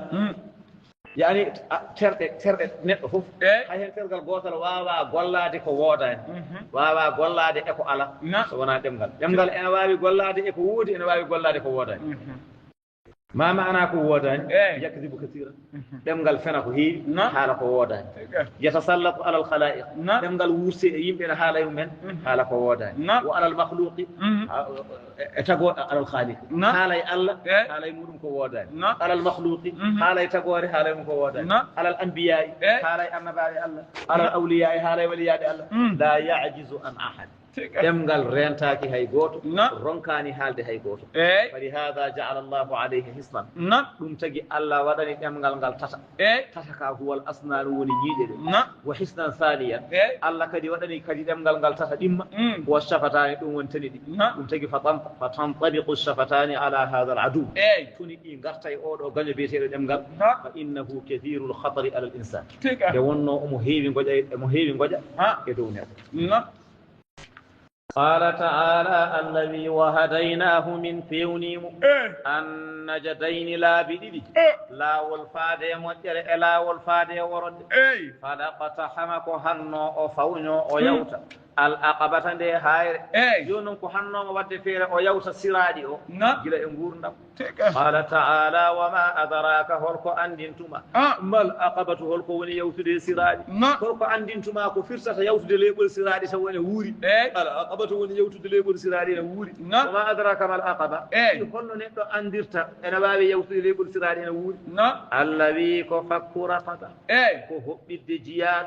ستبي أريم إني جياد فكأنما جاوز الصراط وهو حي كلام ريم إني جياد ويكون يوتي ليبل سرادي هوري لأن الرقبة فيها كل عضو فيك أبو جياد من ديم إن دا أو كلا ترقل غنقل مكو خلفا دوانا نايما أنكل فدو ود كل عضو من أعضائها يعتق عضوا من أعضائك كلا ترقل ديم غال مكو أن ريم إن ما إجين والترقل إمارة فأنك تجاوزت الصراط وأنت حي ويكون أيوتي ليبل سرادي الهوري هذه فائدة العتق شيخ بيقول دوني فائدة ريم إن ورسبها دنيا فرلم كفاراجي ولا كنندين كندين إنا دوم على أورو معنا دوم على أورو معنا ورسبها ها بيا يو أدهود توتي لا ريم إنت كندين بياتو أو إطعام walla kadi holno mbatta ha tacca e leɓol sirali aɗa wuuri it'amun ko ñamminde fi yawmin e ñalawma di masagabatin joom heege so tawi ñalawmaji heegueji ngari ñammina ñamele ma wonande wasɓe miskineɓe holmo ñamminta di masagabatin yatiman alyatim zama qarabatin joom bandiragal oɗo ko alyatim kadi ko bande dokkamo ñamde saabu to jañanno ko ñaami ko ustima jinnaɗo wuurani aw miskin ولا بوم يمنا مسكينه ذا مطربة جنباسل ملتصقا بالتراب لفقره تطعمه طعاما وغندنا باسل مم يتيما على هاي تكني ويرغال مم ليدي على كو هيني hakkude wirgal mum e leydi wona comtol wona bertu non ton le rofto wona kadi ñammina ɗum kono mbele ko ɗum tan yonata taccinde neɗɗo e leygol siraɗi o wi kono summa caggal ɗum kana tawa omo jeeya kanko baɗɗuɗiɗo moƴƴiriji kana tawa omo laati min alladina omo jeeya e ɓen amanu gonɗinɓe allah watawasaw ɓe mbasiyodiri bisabri mun jee ɗoftare allah bisabri mun jee wuɗɗitade goofi allah watawasaw ɓe mbasiyodiri bilmarhamati yurmade tagore allah allah wi ulaika ɓeɗo sifiɓe ɗi sifaji ɓeɗe goni ashabul maymama jomiraɓe talkuru jungo ñama walladina so tawi ko ɓen kafaru yedduɓe bi ayatina ayaji amen alqur'an hum kañum en ashabul mash'ama woni jomiraɓe talkuru jungonama alayhim woni e maɓɓe narun jeygol musada cokangol mutabaqatun alayhim suratu shams ko simore wa shams kayre watti simore capanɗe jeenayi e goho ayaji mayre ko 15 ndi jippi ko caggal suratul qadri kalimaji mayre ko capanɗe 5 karfeje mayre ko temedire capanɗe e jeenayi makkiyatun kone makkiyankore bismillahi en puɗɗorima simore nde inde allah arrahmani en puɗɗorima simore nde inde allah arrahimi en puɗɗorima simore nde inde allah allah wi washams mi wondiri nangue wa duhaha e lumiére magge والقمر مي وندري لور إذا تلاها ستويري بي أناغي متغط ستوي ناغي متيتان لور سبتو والنهار مي وندري نلوما إذا جلاها ستوي أمتي ناغي ولا جلاها سهنشي لور والليل مي وندري جمع إذا يغشاها ستوي هبي ناغي هبري ناغي نترم والسماء مي وندري كم وما بناها إكما كم والأرض مي وندري ليدي وما طحاها إكو يرتدكو ونفس مي وندري كلفتان وما سواها إكتن لكندد tege fondude ndu o fa alhamaha ko Allah wondata fa alhamaha o longini oɗo nafsu fujuraha fajiragal mum wa taqwaha e kulol mum Allah bayyana laha tariqay alkhayri washarri akhara taqwa riayatan li ru'usi al-ay Allah wattidi haalde ko fujuraha wa taqwaha ma at-taqwa kañum woni ashraf ko pour rende rythme ayeje de ha wujidi ayide fujuraha taqwaha porgal hay on wadi o son wadi ha fujura wadi hay on non porgal ngal جواب القسم جابوا الموضوع ده جوني أري قال تعالى الذي ميوندري ده غوندوج قد كوغا أفلح ملام من زكاها أن لبندو فتان وقد خاب سوي كردي من دساها أن منو فتان إلرغوت كذبت فيني ثمود لنيول نبيني فيني النبي ما نبي صالح abdani be badde non non ko bi taqwaha sababune bewrele nyol ngol idim ba'atha tumade enidi ashqaha idim ba'atha tumade dari idim ba'atha tumade dari ashqaha quldo marki seyde ele nyol ngol o wiete ko quddaru ibn salif koni o wiete aqaran naqata o bolingelo baba fa qala lahum biyani rasulullah nalado allah salih wiide ko woni naqata allah ngoppengelo ba allah ba wasuqiyaha ngoppideba e nyalawma yardanu mabba wa kana laha yawmun wa lahum yawmun gelo baba ene jogi nyalande ne yarata kambe na kadi ebe jogino nyalande de be yarata be bibe kasti nyalande gelo baba fa kazzabuhu bi pinni salih فعقروها بمبرينجلو بابا بلا حمبا وحيرتوراد نيالاندنجلو بابا كونو فدمدم ربهم أمبي جو مبي عليهم إدوما بذنبهم سباب دبكار مبي الله أمبي إدوما بلبت فسواها كدي الله فندي مبي لبت كم بفوت بوريد بيو كم بسان فلم ينفلت منهم أحد هاي غوتا مبي بوشتاك الله فالكم بدير تاني وبي فلا يخاف أهلاني كنكو الله عقباها روانمم وهلاني وير holko barda be do ayide kala bardo hande e dow leydi barda ko gotel barda ko dental gayuda ko leydi jango dossier ma ko yaltinte Allah non halkide do ha jusme wala yakhafu uqba سورة الليل وسيموري الليل آية جمايرة كونو غاس إبو كايرواتي سيموري چپان دي جيناي إديدي دي جيبي كو شغال سورة العلا كلمة جمايرة كو چپان دي جيدي دي غو كارفة جمايرة كو تيمتتي إسابو إديدي مكية كود مكية كوري بسم الله ين قدري ما سيموري دي إند الله الرحمن ين قدري ما سيموري دي إند الله الرحيم ين قدري ما سيموري دي إند الله الذي والليل mi wondiri jamma idha yaghsha so tawi oni bidi bi zulmatihi kullu ma bayna as-sama'i wal ard sabu jamma ene nibbidina kala ko lumbi hakkunde leydi e asama ndeke nibbere jeya kay asama nibbere jeya kay leydi nibbere jeya ko ma baynahuma wan nahari mi wondiri nyalaw إذا تجلى ستبين فيني ستبين لوما أو فيني وما خلق الذكر يكو تجي غوركو والأنثى إدب الله تلقى غوركو إدب خلق من ذكر وأنثى وتجي غوركو وتجي دب وتجي آدم وتجي حواء أول كل ذكر وأنثى أروان ديكو ذكر تقل أن ذكر يلتنا أنثى خلق الله وندتا إن سعيكم قل من أنوني لا شتى إن شرتي أعمالهم فعامل للجنة بالطاعة وعامل للنار بالمعصية بيكو قول نوبة الجنة ندفر الله بيكو قول نوبة جينج إنا غوف الله فأما من أعطى ستبيكو أن دكودو حق الله واتقاه لله وصدق بالحسنى وقودني لا إله إلا الله محمد رسول الله ودي فسنيسره من نوننمو لليسرى فادي نويا فادي الجنة وأما من بخل ستبيكو أن دودو حق الله واستغنى ويندني غابراج وكذب أفني بالحسنى كنغل مؤيل فسنيسره من كبلن للعسرى ستين ونجينغل جهنم وما يغني نفتا عنه غامك ماله جود مكو إذا تردى سوها الكيمة لا ينفع المال إذا تردى سقط الرجل في النار أو إذا تردى إذا لبس أكفانه so tawi hankanti neɗɗo ɓornama kasankeji mum jawdi makko hankanti nafatamo ko jeyno e mayri ko o ɓornama ɗum nasibuka mimma tajma'u dahra kullahu rida'ani tuqwa fihima wa hanutu nasibuka geɗal ma mimma tajma'u dahra kullahu ko aɗa rendinayi oɗo galle aduna ko ndendinta hen ko fof ala ko jeyɗa hen so wona rida'ani gude ɗi wudere nde mbaɗanteɗa wuttede e wudere nde mbaɗanteɗa tuuba nde kasankaji tutwa fihima taggeɗa e majji wa hanutu e ko suwadete lati cuura e waɗi hen ko ɗum tan joguiɗa الإنسان ليس له من ماله إلا الأكفان على كو جوغي e jawdi makko ndi o rendini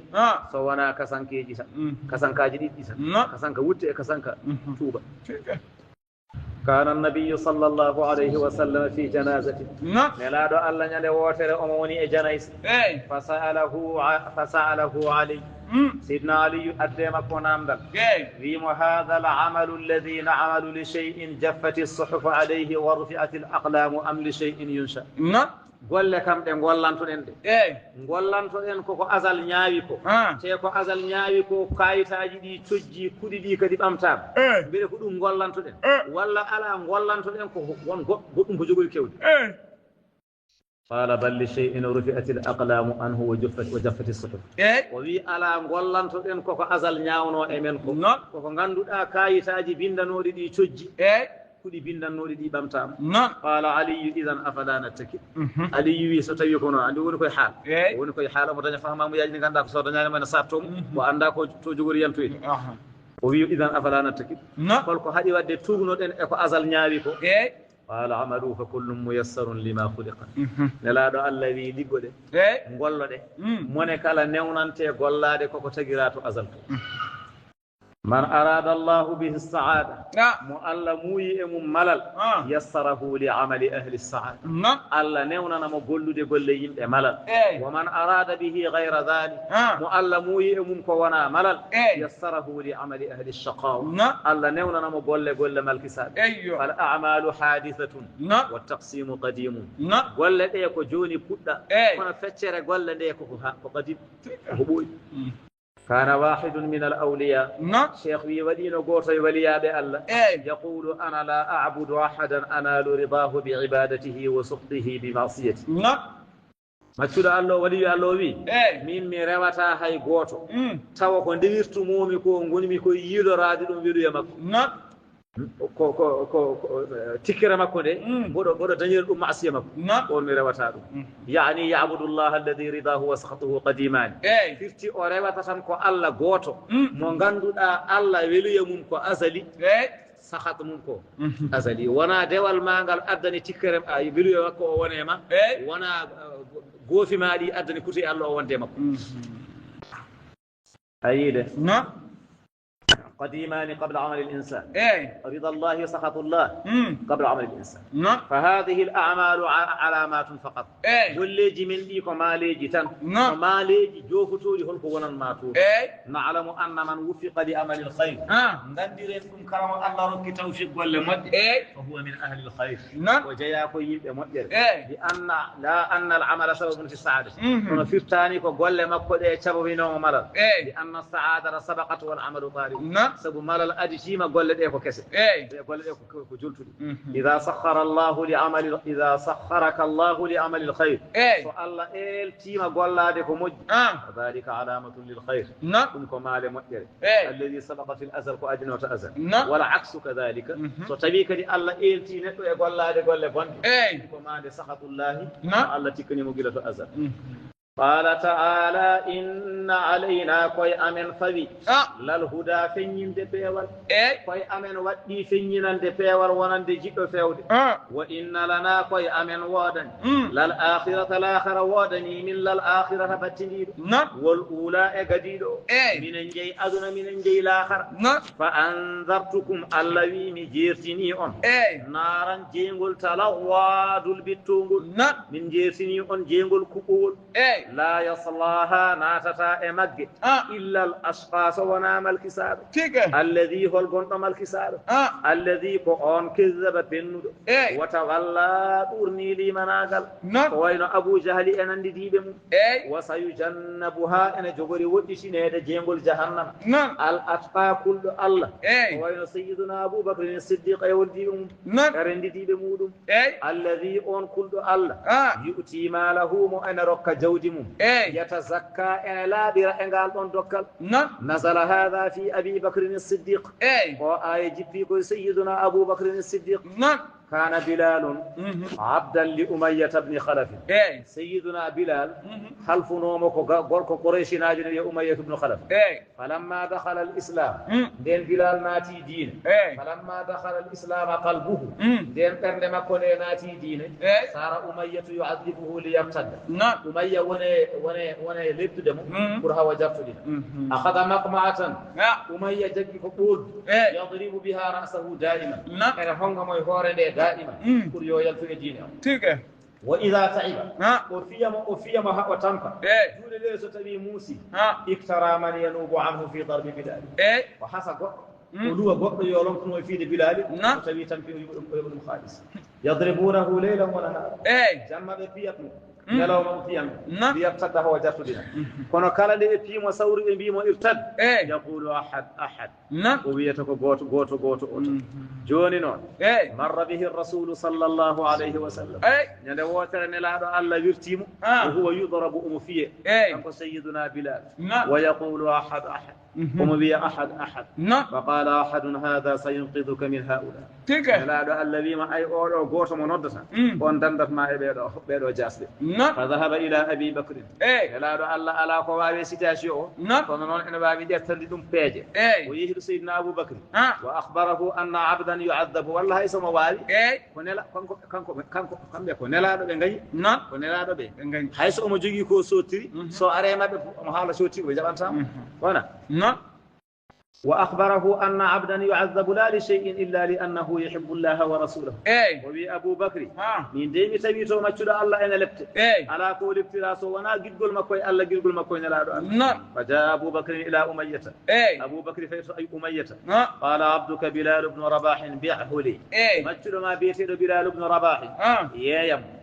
قال نعم بجدي إذا أعطيتني 200 دينار أبيعه لك سأركي كم تيمت إلي من كلب بيايتم فعد له أبو بكر 200 دينار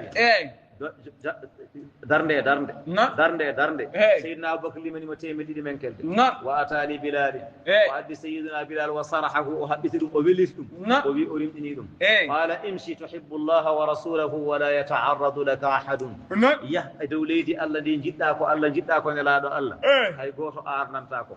فقالوا 100 دينار يعطيها أبو بكر مجانا ɗum no gasa wadde sikki aboubacry en etta foɗe temeɗe ɗiɗi men kelde rokka tan pour soodire oɗo maccuɗo tan majjana tan gratuit ayi de la yumkinu hada yajibu an yakuna arrajulu ida amila yaruddu lahu ene cikkira waaji o yahata liggoyo so tawi liggima wona yoptirdemo par seeɗa seeɗa ha gayra yoɓandemo ñamande la yamaluna al amala lillah la yalamuna al amala lillah ay mentalité heferɓe ganda gollanade pour mabɓe kala ko mbaɗanɗa neɗɗo ko foti waɗandema hono ko mbaɗanɗa makko ko foti yoptudema ɗum tagi allah wi wama li ahadin wodamani hay goto indahu ɗo aboubacry min nicmatin e nicma tujzamo ene yoɓe illa kono tan o waɗiri ngal ɗo gollal ibtiga ko datude wajhi rabbihi jaati joomi ko al ala towɗo aboubacrin ata 200 dinarin la li tuqda lahu bal talaban li mardatillahi o waɗirani ɗum pour omo yoɓe o waɗiri ɗum ko ɗaɓɓude weluye allah allah noon wi wala سوف ياما يرضى ولله سوف يرضى بما يعطاه من الثواب في الجنة ياما ويلتقو جور هذه الآية في أولو آية ذكروا أن أبا بكر خير من علي أولو آية ولو باستنباط من استنباط وأن سيدنا أبو بكر يقول مؤمن سيدنا علي لأن أبا بكر قال الله في حقه أبو بكر الله لي حكمكم إلا ابتغاء وجه ربه الأعلى وودراني سونا نافت جاتي جوم مكو توɗo waaley وأما سيدنا علي الذي مكن إنما نطعمكم لوجه الله من يمن أنكو جاتي الله لا نريد منكم جزاء ولا شكورا وفريهن إنا نخاف من ربنا يوما عبوسا أراني ولي الله ولي الله عمل للخوف من العقاب ديك قول لديك عمل للخوف من العقاب قول له بور هول دلبت وهذا عمل لوجه الله ودون قول لي سبب نجاتي الله سبحانه وتعالى هكذا الفرق بينهما بين المقامين سورة الضحى وسمور والضحى مكية دجبيكو مكة يوديكو آية جسفويبو بسم الله ينفدري ما سمور دي إند الله الرحمن ينفدري ما سمور دي إند الله الرحيم ينفدري ما سمور دي إند الله الله أكبر لا إله إلا الله الله أكبر ولله الحمد أيده أخرج الحاكم وصححه وابن مردويه والبيهقي في شعب الإيمان من طريق أبي الحسن البزي المقري قال سمعت إكرمة بن سليمان يقول منني أورو غوركو إنبيا قرأت على إسماعيل بن قسطنطيني على إسماعيل بن قسطنطين فلما بلغت وطمجنجي أورو شير القرآن فلما بلغت والضحى من جتيم والضحى قال كبر عند خاتمة كل سورة أتى تختمة ويا هبر كلما يدسي مور الإيلو تموجي آية من الجنة والناس فإني قرأت أنك لحالنا ودنا يشيرهم وأن حالنا ودنا يشيرهم هذا سجد إن جتي لا دف بار الله كلهم سنة أي قال تعالى والضحى ميوندري فنيانج والليل ميوندري جمع إذا سجى ستوي دي سباب جفاد ليل وسمور نلارو الله صلى الله عليه وسلم وحي جود نوم فد بلد سبوي جوي والرواية بي على كفد لول والرواية بي كفد بلد شفني وحي جباك يمكو كيفر بيانغوني جلك الدم كيفر بيانغوني بسك الدم غوني أي بين دم محمد دين سان سيدان ما كو كو وبيمو انكو دي جوم ما كو كو داتيمو ها ام جميل اريمكو وسو حمالة الحطب اون وي ما راى شيطانك الا قد تركك وقلاك الان عندي اويري حال هود اويري ادرك حسن من جياني سوانا شيطان ما كو انتو ما كو داتيما ربما يكون موسى لا ونسيتي شو موسى لا ربما يذهب النبي صلى الله عليه وسلم يا من لا الله ينساجي ويها يصعد على جبل طويل ونبأ دو هاير طول لكي يلقي نفسه على الأرض بلو تيمبو هو لما كوي دولي دي ليموت وما فيستريح من شماتة الأعداء pour أفوفتو أجل كرقول عندي صلى الله عليه وسلم سو يهيها وبرباري أمديوة فيزجره جبريل سيدنا جبريل فاني نمو بيما وتودي يقول له لا أنت رسول الله حقا وصوركم يجي لا ودكو كان لا دو الله وبعد مدة تقل دمنا نزلت هذه السورة الله جبني ديرو سيموري أول ما بدأ الحق أربندكو الله فطري إدبار دي سيموري أقسم بأنه ما ترك النبي صلى الله عليه وسلم وغضاه وندي وفاني النبي وأنشاني النبي والحكمة في ذلك على أن يكون فائدة يدمدو أن الإنسان إذا أمر بشيء ولا إذا أن الإنسان إذا أمر بشيء نقص تبي يمري هول ينبغي أن يبدأ هو فيه يو أدر هول كانكو يو أدر ودي إذا نهى عن شيء ستبي نقص هرتيما هول ينبغي أن يتركه هو الأول يو أدر وكود kala jamiro wayo ado wadde jamiroje de kala kado wayo ado woppude kade de jon non wallahu wada'a shari'atahu albayyina o alla wadi shari'a mu alla wi shari'a albayyinatu ala almudda'i waddima neddo biyaado neddo biido sabba nangam biido kaari wadi kam nangam on woni noddu porte plainte yo addu seede wal yaminu ala man ankara biido wana gonga bi wadani mo hay batte on yo wondo alla ko ni nyawri hadhihi shari'atullah wallahu tabaraka wa ta'ala idda'u alayhi jon non kambe be nodditi koy alla نودي كوي الله أيدي يدعوا عليه أنه ترك النبي وند الله وفي النبي وأبغضه الله هتيم النبي هذا شيء كبير هو لمون بعد نون قبل بي الله ودي يسقى الله وند كان ولا والمدعي ليس عنده بينة كم يكون بي الله ودي كو دغلا سيده كو ان تندنا وند الله وفي أنتي النبي لم يبقى إلا أن المدعى عليه ود هداك سو وانا بورتاد بلانتو يحلف وند تجي فأقسم الجليل تبارك وتعالى الله توdo o wodi o wi wadduha mi wondiri arwande nyalawm والليل مي وودري دندانgal jamma إذا سجى ستوي jamma ديبي الله وندت ما ودعك أتشانما عن محمد ربك جوم وما قلا وأنانما ردا لما قال الكفار أقسم بالضحى وأقسم بالليل وهنا حكم كثيرة في السورة الأولى حكموجي كيوɗinan ɗo simore adande nde aqsama billeyli qabla annahari ko adi ko wondirde jamma ko adi ñalawma o wi walleyli ida yahsha caggal ɗum o wi wonnahari wa fi hadihi sura nde ɗo simore ko adi ko wondirde arwande ñalawma qabla lleyli ko adi jamma bi anna surata walleyli nde wonno simore walleyli nasarat fi abi bacry jippi koye sayyiduna aboubacry wa suratu wadduha simore wadduha nasalat fi rasulillahi sallallahu alayhi wa sallam jippi koyne laaɗo allah wa aboubacry sabaka lahu kufrun addani allah fuɗɗorade simore makko nde niɓɓere nde wonno gurdam makko dippar won ko niɓɓere o adori koye kefiru wa bada dalika aslama wa sara muminan caggal ɗum o jaɗi allah o wonti julɗo wadde fa nasaba ene hawri an yasbiqa fi surati lleyli isharatun ila jahiliyatihi ene hawri ado simore wol leydi ko jofoto jahiliya ma wonno wonnahar wa amma ñalawma ida tajalla ko mouhammadum sallallahu alayhi wa sallam nelaɗo allah lam yasbiq lahu kufrun qattum كيفراغو ميدا عدادهم فناسب أن يقال والضحى سمورة ما كل أنا بدي مناسبة هي والضحى قبل أن يقال والليل والضحى ساعة من نهار فقط والضحى فين يعني وقت قوته عند اليوم والليل نون الليل كله لأن الله تبارك وتعالى أي الله تولو لما خلق بني آدم خصوصا وتجي آدم عبادي هيرين أمر أن تطر عليهم الأحزان 300 سنة الله يمير يوتو سنو أمته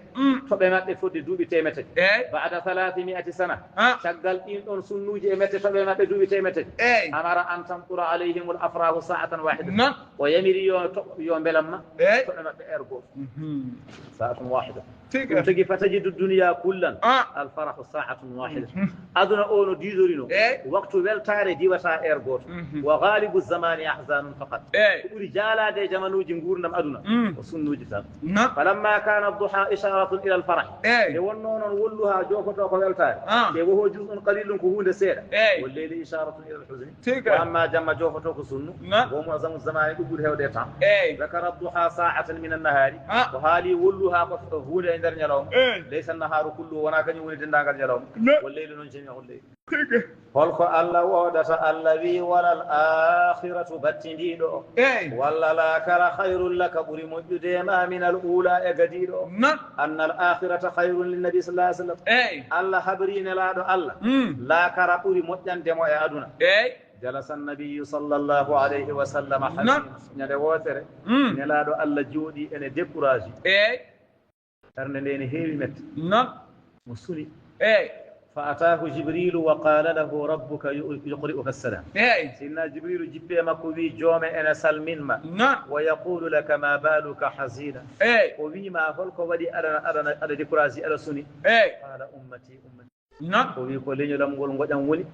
كلين يلام قول وجن ولي فرجع جبريل سيدنا جبريل فاتت الله وقال من تعني بأمتي وبي ما هجم كريم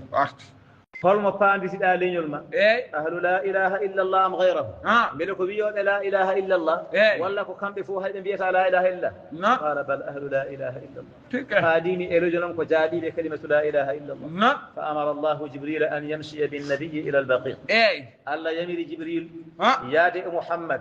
جهون تو جنال مدينه تو جنال بقيع فضرب على قبره سيدنا جبريل يتي غاري ايانانده ووتره ولت فيه يدو فخرج رجل وجهه ابيض من القبر gorkajo yalti e den don yanade wajhu yeso go ene jalba no lewru jamma sapoytati wa yaqulu la ilaha illa allah muhammadur rasulullah kama halangol do kongol fi sururin yeso go ene jalba ene welto faqala lahu nam jibril wi mo lelto tan وضرب على قبر ولا تيب جمكو ايانade wonde baqi dey yanale nelado allah dey فقام رجل مسود الوجه gorko ummi yasana bawli kujum wa yaqulu wa hasrata ala ma farrat fi jambillah perde am emin de wil sidima to bangi allah qala lahu hada إن جبريل يمو الذي يمكو هنداني لن يقول فأنزل الله عليه الله جبني يمكو ولا الآخرة خير لك من الأولى الآخرة أولي مؤيد يما أدنى قدنو خنطا ولا سوف ياما يعطيك ربك جوم ما رك فترضى هذا الماء ما الله رك هامل ترى فقال صلى الله عليه وسلم إذا لا أرضى وواحد من أمتي في النار ما دي الله ويني كمني من من وانتادن بلا ما فني غوتو يدني لم قلنا نايجي وكان يتفكر في أمتي ونوكو ميجاد ددال لي نغول والله فرج عليه أنه سيرضيه في أمه سيرضيه في أمته الله يودنني ما وند ما قال تيمو إلى نيو ماكو ولم يقل ولا الآخرة خير لهم من الأولى الذي يعني الآخرة طول مجنت بأدنى لأن جميع الأمة ليسوا كذلك de wonno dendagal leñol ngol wona noon bay والقرآن لا ينطق إلا بالحق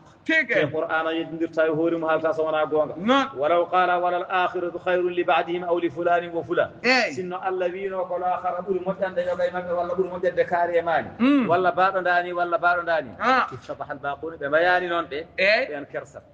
فأسند إلى النبي تغني الآخر ولا الآخر خير لك مجند ما آن محمد صلى الله عليه وسلم إلى النبي اللي هو مجموع الأمة لا دا الله كان يوني رندر دي لنيول نقول ولا الآخرة خير لك من الأولى معروف أن النبي صلى الله عليه وسلم تأنا أندان لا دا الله غفر له ما تقدم من ذنبه وما تأخر وجافا ربكتوجي جديد بتني إنما هو لأهل السعادة من الأمة ديك الأم دوكاي ولا الآخرة خير لك من الأولى تنكو ونند جمع سعادة إلى نقول ولكن الله سطر الباطين كون الله سوري هدي بهايبن كون أهل السعادة هاي هيفر بهاي نافق بناتيا وسطرا للباقين بذكر النبي صلى الله عليه وسلم كما يحكى هنا حالته أن موسى عليه الصلاة والسلام نبي الله موسى يعني قرآن الله نيجي سترة عند ستة يبينا ما روح لنا لا كرا قولي مجند أهل السعادة قولي مجند مؤمنين ورا قال لي أدنى هدي بيندي كراجة الله سوري بكان بفوق وادي قرآن قال خن لا الله جيرس سور ده أنا مد شيخني كان جرب في زمانه فكر ودينو أيون نبي الله موسى فصلى صلاة الاستسقاء وجولي جول يرنينا 3 مرات لا بتتي أما يلتلد أما يرنينو فلم يستجب له أركا كان يقول مكو فشكا إلى الله تبارك وتعالى وويتي الله أولتي الله وي يا ربي استسقينا ولم تسقنا لما الآن الله من تقريبا ديام أيرناني من ديام والكو سابيدو أوحى الله إليه الله وحيم بأن فيكم نماما هذا نمي ركودي أن ديام أنا يندر من تجاو أنا يندر من ديندينو أنا يندر من شيرنو ما دام فيكم لا تسقط فني أن شيرنو وديندينو وتجاو وأنا هدي يندر من وانجرنا ساي قال يا رب من هو موسى بي الله كهوليو قال إذا ذكرته لك سرت نماما كمثلي موسى أنا جاي هكبتك اسمي هالني ما كاري كمين نمي كنت تجاو وأنا ما كوني وأنا أبغض فعله حتى أمسك المطر مين من هوسو قول المكو همي جاي من طبعا وأفعل كما يفعل يرسل من قول مكو ستره الله الله سوري وبعد أيام ديها ونبل أوحى الله إلى موسى الذي أوي موسى أن النمان مات غنورو إندرمون كنورو أن دنجي توبو كو تشيرندو وكو ديندينو وكو غوندو وندي ما يهند هاوري لاجا وجنازته وها هي موضوعة في باب المسجد دوك نجاها جمع غوستي مكو لنا دمر جماعة تمام فهرول موسى إلى باب المسجد نبي الله موسى ولد بكبت فاد دمر جماعة ليعرف من هو هو أن هوليو غنور كاب جول بنديا فوجد 70 جنازة وشهد ما يشبه جيد لم يعرف أيه وأن هولي مك غندو نما ستر الله الجميل من فوق سورة الله مو الله نبارك سورة اللهم استر عوراتنا وآمن روعاتنا يا الله سور أن يا الله هو المؤمن كذلك هنالك كريتون كري يوم القيامة ولا الآخرة خير لك من الأولى أي خير لأهل السعادة من أمتك أيد قال تعالى أيد فلهذا يقول العلماء أرنا الذي ميل تفاق فني قوتو لنجلم قلنا هدي جينجي يقول العلماء إن أرجى آية في القرآن آية قرط ودن جوت عند القرآن علماء الفنون بينو آية قرط ودن جوت في القرآن الذي يا عبادي الذين أسرفوا على أنفسهم لا تقنطوا من رحمة الله إيه من جياب الله هب ببكتو جي قوت وتدوم أدم أن فتا يرمي الله آية قرط ودن جوت إن الله يغفر الذنوب جميعا نعم وأما أهل بيت الرسول فينطون بإن أرجى آية في القرآن آية قرطة ودن جورت في القرآن ولا سوف يعطيك ربك فترضى مرأى الذي يسمع جوم ركها بيلتدا لأن النبي لا يرضى واحد من أمته يدخل النار يقولون النبي بيلتفاق توقعته إلى ينقل لنا يجين قال تعالى ألم يجدك بلا أتباني وكانكو الله يتيما كاليتيم سبو بما يلتي أدنى جراج وجبنه فآوى وتقما فادي بما أبو طالب ووجدك أتوما ضالا أروني أمجر فعندنا أورو شريع مغندا يدوم فالله سمغندو دا عندنا شريع فهذا أفيون ما فادي شريع ووجدك أتوما عائلا كاباس فأغنى وينجن ما سباب جود خديجة فأما اليتيم ستبيك اليتيم فلا تقهر وتغفر وأما السائل فلا تقهر وتفرسد وأما السائل ستبيك نياغوتو فلا تنهر وتغفر يحكى أن عثمان رضي الله عنه إذا كان سيدنا عثمان مر بالسوق ميدي يرتاد جير ورأى أنقودا من التمر ويدون اسنور تمروج فعجبه اسنور يودم لا يحبه إلا للنبي صلى الله عليه وسلم على مويد ندين اسنور ندين اندو تمروج سوانا لا فاشتراه أسودي اندو تمروج وحمله إلى النبي صلى الله عليه وسلم ونبيهم صلى الله عليه وسلم فدخل دين وجدني يا صلى الله عليه وسلم وإذا قلت نعم هن سوانا تنفتي فدخل سائل جلسو دوناتي وطلبه من النبي صلى الله عليه وسلم وين لا دا ركتا كم دودو يندو سمرود فدفع له النبي صلى الله عليه وسلم لا دا الله اتو اندو سمرود ندو كي واجو فلما خرج ندين ويلتي كانكو اون واجو ادركه عثمان سيدنا عثمان ابي مهبتيم وقال له سيدنا عثمان ويمو ثمنه خير لك اعطيك ثمنه وترده الي واعطيه لرسول الله صلى الله عليه وسلم عثمان وي ارمي ركما جرمو دum buri muddude ma buri wadde ma affaire dukkita kam dum mi nawtan dum nelado Allah صلى الله عليه وسلم أيضا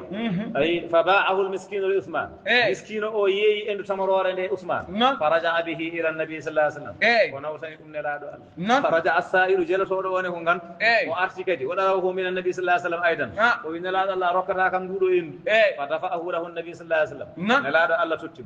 كدي أيه ويلتي فاشتراه عثمان ثانيا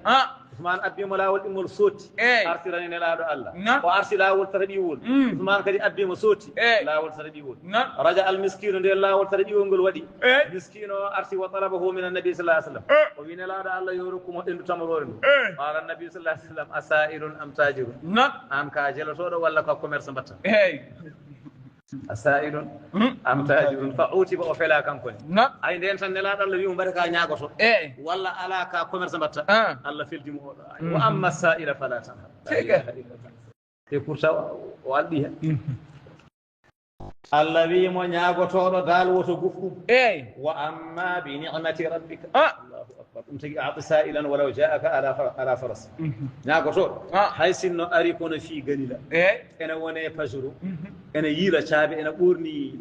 مراكس ان انا تاوما اليتي غور على بورني تشيكي سو وي ما روكام تا روكو وأما بنعمة ربك ستبيك نعمة جوم مؤلني من نعمة أن باغل إخوانا أن باغل فحدث يوتر يوتر كو الله ركماكم فآواه الله بأمه أبي طالب وروى أبو طالب أجائب كثيرة للمصطفى صلى الله عليه وسلم أيدي الله أنتني نلادو الله برد أبو طالب تجي أيد نلادو الله صلى الله عليه وسلم جل حيث بام نلادو الله باي عبد الله ينورنو ورن تادو نلادو الله سيدنا أبو طالب كانكو أبو طالب ما أركيد إيش أبغى أروح بروسيا سيان كو غوم إبدا ساجب رفوجو وروى أبو طالب أجائب كثيرة للمصطفى أبو طالب حبري كارثاجي كيودي ونندنرادو الله في صغره ووجدك ضالا الله تبيمك مجد ضالا أما أنت عليه الآن من الشريعة عندنا أوضو شريعة ليس معناه كافرا وناتي ضلال مضلال الكفر ألا فالنبي ما كان كافرا قط لا الله ميدا وند كافر ولد كامل الإيمان وجبناكم متملي مناغا مفتوحا عليه وجبناكم ونك عارف بالله ولكن ما عرف الشريعة ما شريعة وليس ما عرف ما عرف الشريعة إلا بعد نزول القرآن أو ضالا في الفلاة ولا وجدك ضالا نلاد الله وند يانو الله دمج النبي صلى الله عليه وسلم في صغره اتشكاكم ضل في الفلاة ومج إلى الدجيرند فركبت قريش كلهم يتطلبونه قريش نعرف بدي دابيج من أننا هلا دين يوم فوجده عدوه أبو جهل أنا عندي قريب يصدم أبو جهل أبو جهل أدي فديمكو خيم جالسا في وادي وجودي وإشانقول تنكو كورك مفيدة قال له يا غلام مسكون أنا يتو يهانو يلو يادين يتو يهانو يهانو تنكو هاجمو خيم وجودي إشانقول يوم يا غلام مسمك كورك نبي سدا قال اسمي محمد بيتيمك محمد قال أين تسكن قلت قد قال الحرم كلك حرم مكة قال تحب اللات والعزى والجبت والطاغوت أريد سنم بيتي لا بيتي العزى بيتي الجبت بيت الطاغوت قال لا أبدا هذه أبغض الأشياء إلي لا ليلو قال برمي أنجي كرهن قرن إلي قال ما تحب أبو جهل يمهركم جدا قال الله وحده ألا قوت جن فحمله على ناقته وفيما يدو يسقل نجلو مكو ووضع المصطفى وراء ظهره ووإني نراد ألا سقل مكو فامتنعت الناقة من القيام قلوا بابا سلي أمادي فضربها في قلوا بابا فتكلمت الناقة قلوا بابا هادي كيف أسير والإمام خلف الإمام يكون أمام قالوا ببي هول نجارا من المامنا نشغل المامي يوهد يسوع هذا أبو جهل عدو الله وكو أبو جهل قال الله قص هذه القصة مع ذلك لم يؤمن كانكو حالتني قريشنا بنقول له دار كن أدناني مقوم إندي من يهدي الله فهو المهتد مؤلفوني كان ينفيوة فوضع النبي أمامه وجد سن لا الله يسمكم فقامت الناقة مهرولة قالوا بابا أمي إن دوغا قبل قيل إن يامكم والنوم فوجدك ضالا فهدى قيل إن هذا الضلال يعني ذلك قوله ضل في الفلاة لأنه لا أنه يعني كافرا ولا أمون كيفر لا ما سبق له قط الكفر ما لا وند كيفر سورة الشرح وسموها ألم نشرح أيضا آية جماهير كجيتك خير وقت تفند جينا إلي كلمة جماهير كنوغاس جيدي كرفع جماهير كتيم دريدي الله أكبر لا إله إلا الله والله أكبر ولله الحمد سورة الشرح مكية لجبيكم مكة بسم الله ينفد ريما سمور إن الله الرحمن ينفد ريما سمور إن الله الرحيم ينفد ريما سمور إن الله الذي ألم نشرح لك بل من أدتمان عن محمد صلى الله عليه وسلم من أدتان صدرك بجمال ووضعنا بل من فكان وزرك بكتو جما عنك قامار الذي دين تدين ولا الذي أن بكات أنقض ظهرك تدين لكيشما ورفعنا لك بل من أمتنيمة ورفعنا لك من أمتنيمة ذكرك جنت والما بأن تذكر مع ذكري في الأذان وقال من دينار نلاد الله حاله الله حاله يورنا نلاد الله حاله الله حاله يتين نلاد الله حاله الله حاله يخد من نلاد الله حاله فإن مع العسر الذي أنا وندي كلا صديد يسرني ويا إن مع العسر أنا وندي كلا صديد يسرني ويا الذي فإذا فرغت ساقيني جولد فانصب يا تنفنيا قادي وإلى ربك كوني كوت جون فرغ بيارير ولا وإلى ربك فادي جون فرغ بيارير يقول لك نداء الله سبحانه وتعالى بسم الله فادي جوم فرغ بيارير لا إله إلا الله الله أكبر ولله الحمد سورة التين كسمور التين كيربت سمور شفند جينا يجوي آية جماير كو جيتت لجيبي كو شغل والسماء ذات البروج كلمة جماير كو شفند تيناي كرفة جماير كو تيمدري شفند جوي جيكم مكية كن مكيا كور بسم الله ينفدني ما سمور عند الله الرحمن ينفدني ما سمور عند الله الرحيم ينفدني ما سمور عند الله الذي والتين ميودري لكني بيجي والزيتون ميودري زيتون نج ونلك بيتي أوليف وطوري ميودري هاي سينين بركنان الجبل الذي كلم الله تعالى فيه موسى هاي الله هالدنو موسى أي زيتون فهاي والله كل كده بيت المقدس نبي الله عيسى قرون هنو أي فوق جبل الزيتون طور سينين هارند الله دون نبي الله موسى وهذا البلد الذي وندري غورو الأمين هولني يعني ورو مكة الله وندري ورو نبي الله أن محمد صلى الله عليه وسلم ولكو الله وندت الذي لقد خلقنا الإنسان من تقيل يلنت في أحسن إخبريو de taqwimin poccugol ay Allah tagi neɗɗo ay aqsama ay de Allah tagi neɗɗo e tagodi ɓurde yodde e tagori tadirun li suratihi ahsana ma khalaqa Allahu al-insan ko ɓuri yodde ko ɓuri wadde fayida e tagoje Allah ko neɗɗo aqsama rajulun gorko goto meeɗi wondirde wonde so tawi tan debbo o ɓurani lewru ndu yodde o seeri so tawi tan wona debbo makko o ɓuri lewru ndu yodde o seeri ɗum joni noon hankkandi o jagde hoore makko andi wonko ene haala o haali kono sa omo namdoyo tan omo jogui doute est ce que ko debbo makko o ɓuri lewru ndu yodde walla lewru ndu ɓuri debbo makko o yeehi to seeremɓe omo saggitoyo o are seeremɓe hawa tampi ha ala ko heddi so wona kamɓe fof ɓe liɗi sergal lewru kay hay hunde wona ala ko ɓuri ɗum yodde i hay nelaɗo Allah wadde semisal koye lewru ala ko ɓuri ɗum ɓe almuɓe imam Abou Hanifata ɓen ɗon mbi ala debbo o kay seeɗa debbo kay ko debbo makko ha joni debbo makko sabu Allah wi ko laqad khalaqna al insana fi ahsanihi kala ko tagano ko neɗɗo ɓuuri yodde debbo makko e ɓuuri lewru yodde yo heɓ debbo makko قال تعالى الذي ثم رددناه تشغل من دوتي يوغا يمبه اسفل للسافلين للسجود han kanti neddo naywa rutto e nayewu rutto e lefre rutto e awawa wase wawde hay hunde hakkille naywa terde naywa illa alladhina sawana bi amanu gombe wa amilu salihati golli mojereji be de farahum wodani dumen ajrun jubdi ghayru mamnunin do wala tajuri wa fil hadisi ari e yawtara ne laado Allah idha balagha المؤمن من الكبر ستوي جولدو يتيما نيو لا يعجزه عن العمل تومرون كي تقول دو واونو غولاد كتب له ما كان يعمل غولانتي كو واونو غولود ان الله تبارك وتعالى خلق الانسان في احسن تقويم خلق ادم على صورته وتجي باب ادم كوي صوره مكه الانسان اذا نظرت في صورته اي نتو ستوي انداري ايابو مكه تجده محمدا سانداري بادي مكه توتا بادي مكه محمد horande ko min Muhammad balabe de ko ha balabe he ko ha cewdo reedu ko ha cewdo inde Muhammad reedu ndu ko min dimmo e Muhammad koyde de ko del Muhammad ndeke idan khalaqa al insana ala khuliqa al insanu ala surati Muhammad neddo taga koy ayawo Muhammad sallallahu alayhi wa sallam joni non fama yukazzibuka holko fennuma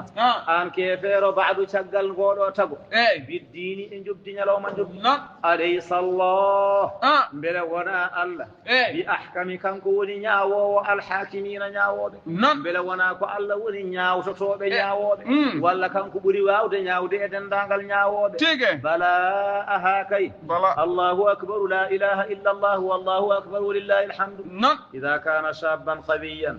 al insanu idha kana shabban qawiyan neddo do yarete e cagatagal mum e sembe mum yanbaghi lahu an ya'mala ahsana al a'mal don da hani tan ko golle ɓurɗo yodde fa ida sara maridan so tawi o rafama yaktubu llahu lahu ma kana ya'malu shaban qawiyan Allah windantamo e ko jobdi o yoɓete ko jobdi ko sangade o hattanno sangade o sembani de fa ida harima wa balagha 60 sana so naywi o dañi capande jeegom kataballahu lahu afdala ma kana ya'mal Allah windantamo ko ɓuri moƴƴude ko gollatno ida kana shaba kono an hande ka jeune an hande ka suga wa qala ana sabiyyun faqat o wi minkum cukalel tan istaghala bil la'bi wash shahawat o sohodiri fijirde e tuyoji hatta harima ha o naywi mata yajidu khayran so tawi o fatorama gollande Allah moƴƴere ha nayi o ari ronkere ari holnde o gallata moƴƴere al ahsanu an ya'mala khayra al a'mali fi quwwati shabab cheikh wi ɓuri moƴƴude ko yo gollu ko ɓuri moƴƴude e golle e sembe tagatagal fa ida balagha 60 sana so yettima duuɓi capanɗe jeegom wa salla jalisan o watti juldude jonde kutiba lahu thawaba man salla qa'iman o windane baraji julduɗo darde wa ida kana musafiran so tawi oɗan nima o ta'iba wa salla qa'idan o tampi e voyage o juldi jonde kutiba lahu thawaba man salla qa'iman o windere baraji julduɗo darde wa ida marida kadhalika so rafama ko noon hada lahu ajrun ghayru mamnun ko oɗo woni mo jobdi mum taƴetake inna allaha la yanqusu min amalihi shay'an Allah ustata e golle makko hay hunde en gardama haɗo yiɗo ko puusinaji tan suratul qadri pour mbawen profitde e barkinorade haalde hunde ɓuura leylatul qadri on tan ma Allah faabo ayiɗe أي سورة العلق نقول سمورة العلق أول سورة نزلت دي سمورة أدي جباد يبدو كتبان كيروات كتبان دجينا يجيكم ترتيب المصحف يبدو كآية جنوغاس كلمة جماعة لو كتبان دجي دي كرفة جماعة لو كتيم دي كتبان دجي تيغو مكية دجيبكم مكة بسم الله ينقدري ما سمورة دي إن الله الرحمن ينقدري ما سمورة دي إن الله الرحيم ينقدري ما سمورة دي إن الله الذي اقرأ جنبه بسم ربك إن دجور الذي أنجوم خلق تكرو خلق تكا خلق الإنسان أتجيل يلنك من علق أما دي هكتر اقرأ جنبك تنشي دقديدو وربك جوم الأكرم كيموني تلو الذي أنجوم علم غندي ذلك عندي بالقلم يكل أول من خط به إدريس عليه الصلاة والسلام هذه هجد كل إليه لك سيدنا إدريس علم الإنسان وجنجنين ما لم يعلم ko anda won teewal ko Allah jangintuma bindol kala ko jangete dal ko furi ko bi wasida neddo walla ko wona wasida ko Allah jangi Allah wi kalla ko monti innal insana neddo la yatgha o beba arra'ahu sabutan o yitima hore makko istaghna o albi beta wa anda inna ila rabbika beta wa anda inna ruj'atu tabu ila rabbika ko faane jon ara hayta habram bela ayyani e hawede محمد صلى الله عليه وسلم الذي أودو ينهى عبدا كدو ومجدو الله نلادو الله إذا صلى ستوي الجول أبو جهل هرم نلادو الله جول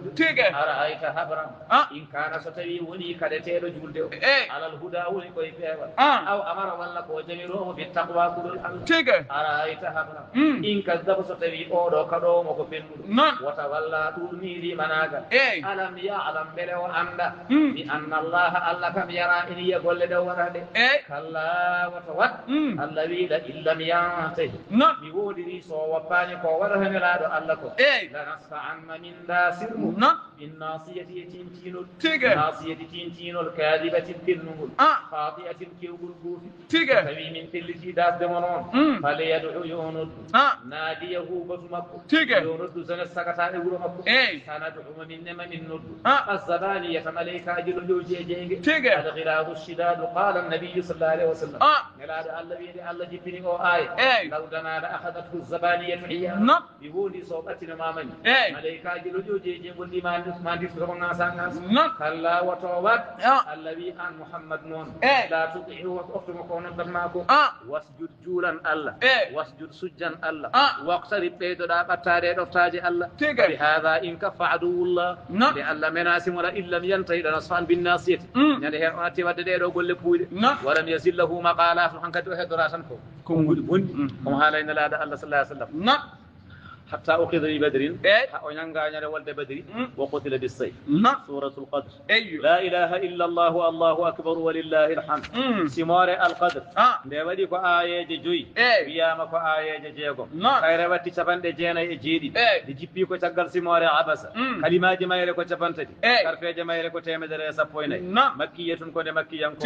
بسم الله ينفدري ما سمارة دي إند الله الرحمن ينفدري ما سمارة دي إند الله الرحيم ينفدري ريما سموار دي إندي الله الله وي إنا منن قال دي الله وي ني أندوك علي شغال موم كوكو هوني مامودي إنا منن أنزلناه من جبني قرآن في ليلة القدر كوي جمع مونو دو فود وما أدراك هولكو أندينتما ما ليلة القدر وني جمع مونو دو فود ليلة القدر أو دو جمع خير كانكو بوري موجود من 1000 شهر أجنر لور الذي تنزل إن جبو الملائكة ملائكة والروح كون وانك دي ملائكة بيسيد روح ومن سيدنا جبريل ابن جبو فيها اون دون جمع ان جبو تونون كوي بإذن ربهم يمرور جومي من كل أمر أما دي كلا يمرور ابن قد كلا يمرور دي الله نعي الذي سلام جمع سلام كسل هي وني ليلة القدر جمع اوكو جمع كسل حتى ما طلعها إلتو الفجر بير الفجر هي في كل رمضان جاكين قول شيخ بي هي في كل رمضان ليلة القدر تاويتي كوي كلا ليور رمضان ان كانت دورا كدو بيركو سابو كدو سابو حكود سامبو باتندير سابو بدل باتندير هولتو هكذا لا إله إلا الله والله أكبر نعم ولله الحمد على كل حال كدون داجة درسو شغال نبرك نور ما معنى ليلة القدر يعني هو فوائد ليلة القدر درس مودم خاصة من درسه إن شاء الله ليلة القدر جملة مركبة وجملة بلاد مركب تركيب وانا يعني كلمة فوق الليلة يعني الليلة القدر الليلة مفردة من الليالي ليلة كتيلا اندر جماج وهي في اللغة هو بيتي تو بانغ عربية هو بيتي ليلو ومن توغي على توغي كوي جود تقسم هارو كان ما تيرال to Allah to malaikaji Allah to jamma tubi koye takkusan a rokka ma feeral dalil nelaɗo Muhammad sallallahu alaihi wasallam o wi yataaqabuna fikum malaikatun bil leyli wa malaikatun bin nahar ene lomtodira mon malaikaji garoji jamma malaikaji garoji yarhamukallah malaikaji garoji jamma ɗi jippoto ko sanga takkusan idan jippoto ko sanga takkusan malaikaji garoji ñalawma ɗi garta ko feeral fajiri idan wadde to Allah jamma tubi koye salatul asr aɗa andi ko Allah yi jofaade ɗi waktuji ɗi malaikaji pottata ɗi waktuji ɗiɗi kala mo reeni julde takkosan kala mo reeni julde subaka kala ñalawma Allah koko yafata tigi sallah sallam wi man salla al bardayni dakhala al jannata kala mo juuli ɓuuɓɗi ɗiɗi takkosan ɓe salatu kala mo respecte julde ɗi an kona to aljanna salatul fajr e salatul asr ɗe julɗere ɗiɗi ɓuuri wadde fayida eɗen danga salawatul fars te konguɗi ɓuuri jofaade kanji woni salatul musta ko konguɗi joofiji kanji woni salatul usta goɗɗe ɗe jofaka Allah kanji ɓuuri wadde commentaire nde qur'ana wiya fa subhanallahi hina tumsuna wa hina tusbihuna senare wodani Allah sangade kirɗon takkosan sangane beerɗon subaka ما جملة مؤتمرة أري أدري سكن وأشياء وهنا ترى إذا الله دي بنجين صلاة العصر وصلاة الفجر كذي إلو جول ده لدي كان جسنا دني بين دسة ولا بدي كان جسنا دني بين دسة ولا بدي سبوا دي الملائكة جمع دي الملائكة نلا بدي بعد فرعان كونتر صلاة العصر صلاة الفجر jonnon so tawi jippiɓe jamma ɓe ngari tawnoɓe ɓe tawi wonnoɓe ɗen subaka ɓe ɓe kawra julde takkusande ɓe mbiya ko nde julde min kawri ɓe binda ɓe to ne mbiya ko nde julde min ɗacci ɓe binda subaka kadi so tawi aroɓe ngari binda yemin ɗacci koɓe juuɗa subaka ɓe mbiya min tawi koɓe juuɗa subaka ɓe tan dañi ɗum julɗeɗe kidde ɗe fof ko wa ñalluɓe ɗon wadde patrine ɓe walla hirɓe ɗon wadde patrine ɓe ɓen tan kala ndeke wadde en juulat julɗele joyi joɓataɗen ko baraji julɗele jeeɗiɗi laabi ɗiɗi sabu kanje ɗe mbindete ko laabi ɗiɗi laabi joni noon mbiya laabi jeeɗiɗi piya laabi sappo man jaa bil hasanati falahu ashru amsaliha joni noon jeeɗiɗi laabi sappo daña capanɗe jeeɗiɗi wadde ñalawma o sa ñalli julɗum subaka tisbar takkusan futoro e gueeƴe joɓaɗa baraji capanɗe jeeɗiɗi capanɗe jeeɗiɗi ɗon woni muntahal amal kaaddi jorto kaaddi yelo Allah wino nelaɗo Allah استغفر لهم أو لا تستغفر لهم إن تستغفر لهم 70 مرة فلن يغفر الله لهم ɗum معنى ليلة ليلة الله وانا وأما القدر القدر كو مصدر ɗe luuri ko holto seeka beele seeka koye qaddara yuqaddiru qadran تقديرا ودي وانا كوي تقدير ويهدر اما ان تكون من قدر يقدر قدرا ولا على وانا قدر يقدر قدرا ولا ولا اما كهدرت ولا استجمع كجمع بيتو وجمع بيتو ما ان كان ما امانه وانا نجوف اول اللغه وظنوني اذ ذهب مغاضبا فظن ان لن نقدر عليه ويهي املابي امتي وسكت من بابتنا ندم bitani do wedda ender reedu limu ender reedu maayo ender niɓe maayo فظن أن لن نضيق عليه وياما على القدر المكانة المكانة العظيمة كذا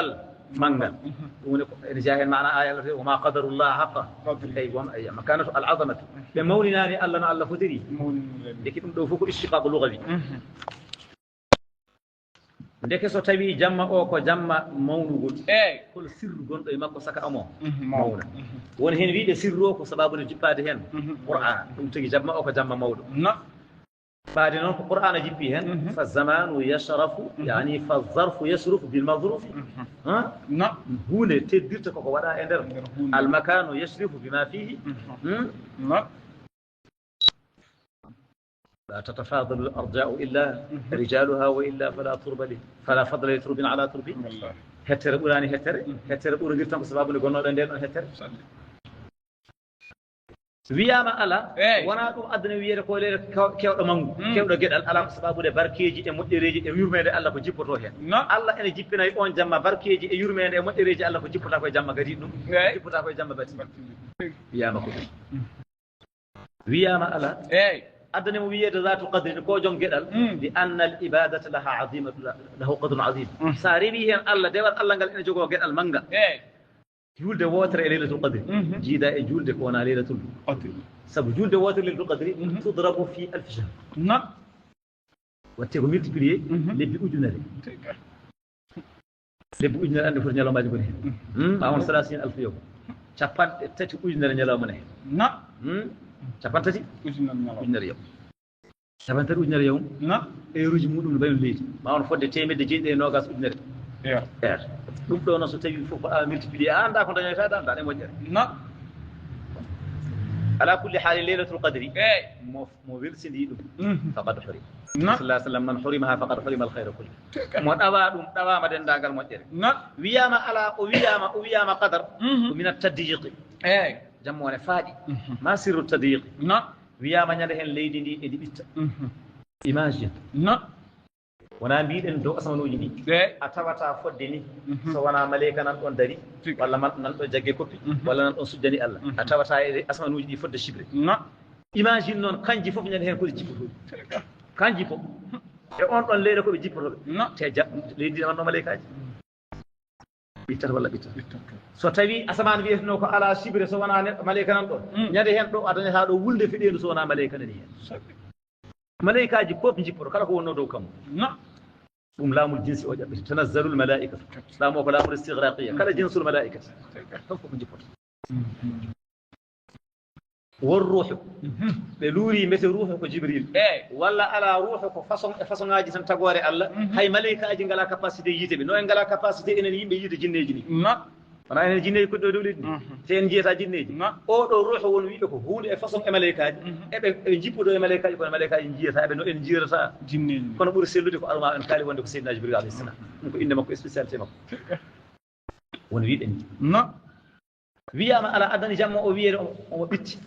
Allah koko ɓittinani ahlul ilmi en anduɓe ko hakkillaji mabɓe koko kaaƴa koko famna hay goto ɓe famata jamma o ganda jammo gandal mabɓe no way yaaje ni Allah koko fandani ɓe jammo Abdullah ibn Mas'ud ahlu sahabati radiyallahu anhu nde o namda o wiya hol jamma gonɗo leylatul qadri o wi man qama layali sanati kullaha adraka leylatul qadri kala mo dari jammaji hitande nde fof hawrata leylatul ma mana dalika firti ko o anda exact wadde o membo dendagal ɗum woni madhab makko kam madhab Abdullah ibn Mas'ud madhab makko ko jamma o en tawi e nder dendagal jammaji hita ونا هكذا إذا وياما ليلة القدر so tawi a dañi ummade e jamma o ma dañ geɗal manngal to Allah subhanahu wa ta'ala daña geɗal manngal to malaikaji Allah daña geɗal e nder sagore Allah wol wiide ko ɗum woni sababu wiyama ala adna wiyede leylatul qadri e ko leylatul qada'i wal hukmi ñawoje Allah e dendagal eɓɓoje Allah ene jippo e nder on ɗon walla jam on ɗon jamma gurdam nguuroɓe ko ñande hen ara gurdam nguuroɓe e nde ɗon hitande mayde mayoɓe e nde ɗon hitande jibinede jibinteɓe e nde ɗon hitande arsuguinteɓe e nde ɗon hitande ko ñamata ko jarata ko koltata ɗo koɗata fof ko nden ɗon hitande malakul mawti e appartement mum rokke nde ɗo hitande hakke oɗon jogui ko garatol e dossier ji sabananga dokke e para malikul arzaq keɓɗo e arzikaji onon hikka ko ɗum ɗo jogui arzikaji kaari ko ɗum ɗo jogui arziki ɗum ɗo jogui e naggam ɗum ɗo jogui halfinaaɗe rofoyde ruuhuji e nder ɓalli rofoyde ruuhuji e nder ɓalli an aɗa jogiiɗe ruuhuji sabba nangam million de temps aɗa rofoye mumen ruuhu aɗa jogii nangam de temps aɗa rofoye mumen ruuhu e dokke spécialité ji maɓɓe haalaama wiyama koye on ɗon noon qur'ana wi fiha yufraqu kullu amrin on ɗon jamma woni ko seeɗa yufraqu yani itte e lawhil mahfuz ɗum ɗo windo lawhil mahfuz itte toon ɓe dokke dossier o pour ɓe mbawa ayide wiyama ala o wiyama leylatul qadri sabu ko Allah suɓi on jamma e nder jammaji jamma e nder jammaji o rokki ɗum nelaɗo cuɓaɗo e nder nelaɗo o rokki cuɓaɗo e nder annabaɓe Allah o rokki ɗum leñol ɓurgol suɓede e nder leƴƴi wiyama ko jamma mawnuɗo gueɗal sababude oɗo maana deftere ɓurde teddude defte e nder defte jippi koye nder makko o herti ɗum ngol ɗo leñol ɓurgol mawnude e nder ɗo leƴƴi wiyama ɗum ɗo addu wiide leylatul qadri jamma joom gueɗal sabu o ardi koye gueɗe gadduɗomo ko joom gueɗal mo jippinayimo ko joom gueɗal ñande jippinaɗe ko joom jamma tagi jamma wona jomiraɗo gueɗal ala kulli hal ɗum ɗo ko bi nisba kalimate leylatul qadri jamma o omo jogii maaleji ene jogii maaleji avant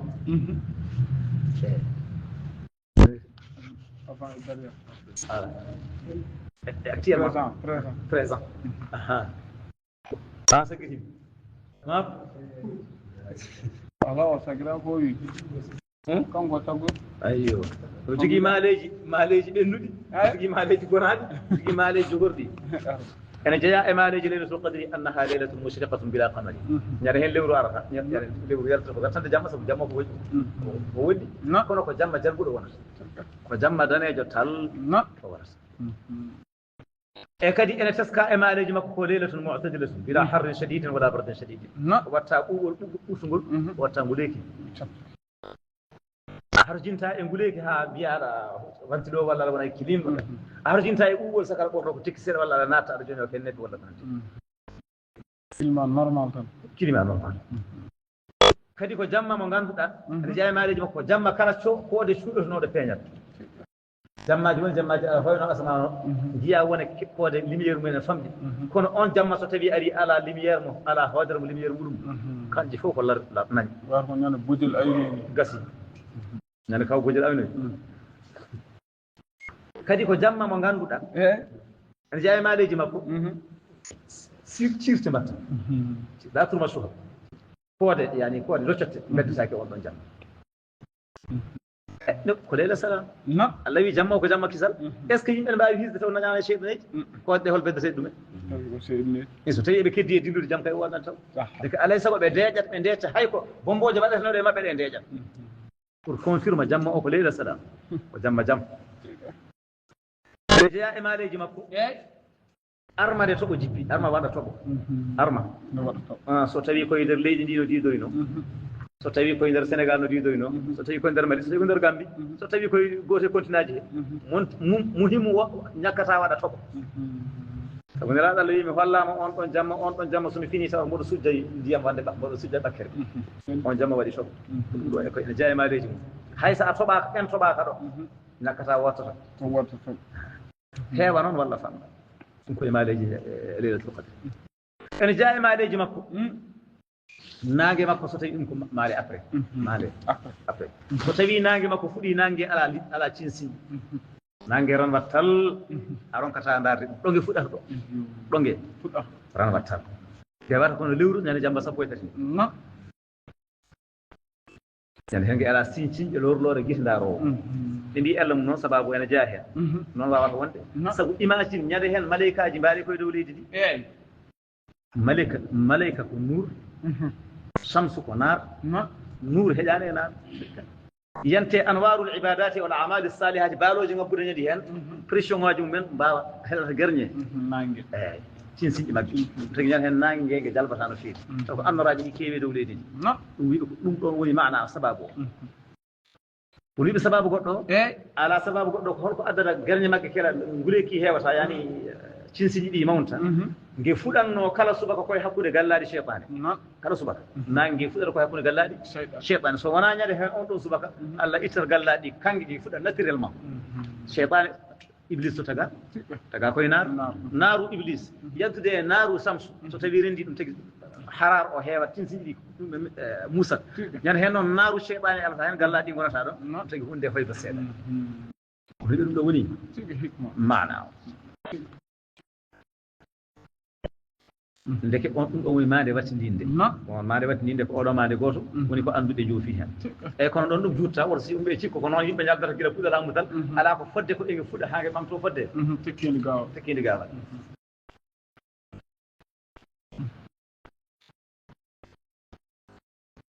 holko saabi leñol ngol rokka oɗo jamma eyyi holko saabi leñol nelaɗo Allah rokka jamma le tuqati caggal fadlullah sobo barke nelaɗo Allah caggal ɓuural Allah e leñol ngol ko sababude barke nelaɗo Allah sallallahu alaihi wasallam ñande wotere nelaɗo Allah on waɗanno salatul munajat on waɗanno qiyamul leyl o jangi qissa nabiyullahi nuh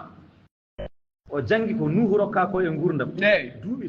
duuɓi temedde kadi ene nodda faade Allah on hewata baraji leñol makko kala hen jamɗo heɓata baraji o wi min Allah min mato leñolam ngol mataw ala fedde ala gueɗal min leñolam ngol rokka ko duuɓi seeɗa gurata ko seeɗa min dañata hono ko ɓeɗo dañata ko minen no yomin guura ko juuɗe seeɗa min guura e da'wa min guura e amalu salihat Allah noon rokkima oɗo jamma sababude ko barke interval Allah wimo inna a'tainaka al-kawthar min dokkima moƴƴere hewde nde ene jeeya hen leylatul qadr ene jeeya hen kawsaru janggo mbiyendu kawsar kawsar ko woni moƴƴere hewde noon anduɓe persita min dokkima moƴƴere hewde ene jeeya nden ɗo moƴƴere hewde leylatul qadr idan fa hiya ikraman linnabi sallallahu alaihi wasallam wa li ummatihi laylatul qadri weedu kawsara ko teddungal nelaɗo Allah ko teddungal leñol nelaɗo Allah sallallahu alaihi wasallam ko jamma mo Allah suuɗi jamma o Allah koko suuɗi ɗum ni no suuɗiri julde hakkudere e nder julɗere joyɗe Allah koko suuɗi ɗum ni no suuɗiri inde makko mawne nde e nder inde makko dendagal inde makko ɗe Allah koko suuɗi ɗum ni no suuɗiri moƴƴo makko e nder dendagal jiya e makko Allah koko suuɗi ɗum kanko oɗo laylatul qadri ko cuuɗat ni no suuɗiri kala moƴƴe kala ta'atu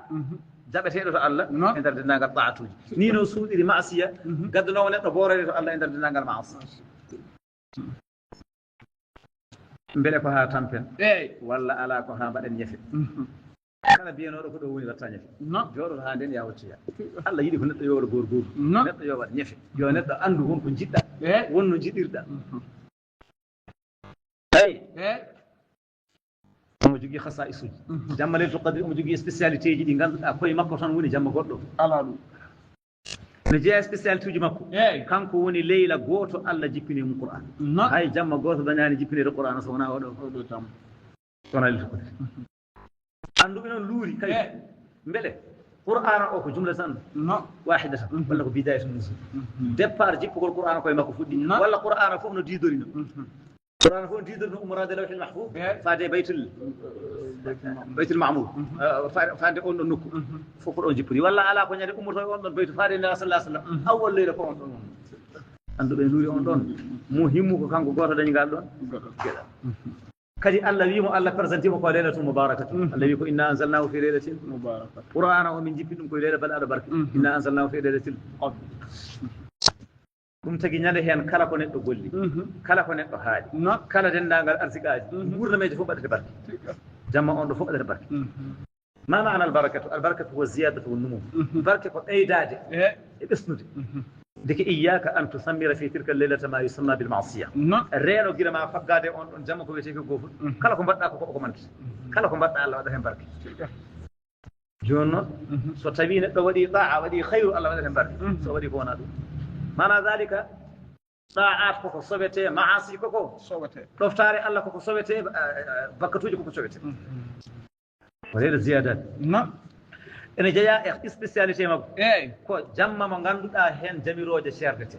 jamiroje Allah fiha yufraqu kullu amrin hakim kadi dewal Allah e nder on ɗon jamma hayru min ibadati alfi hay jamma goto dañani ɗum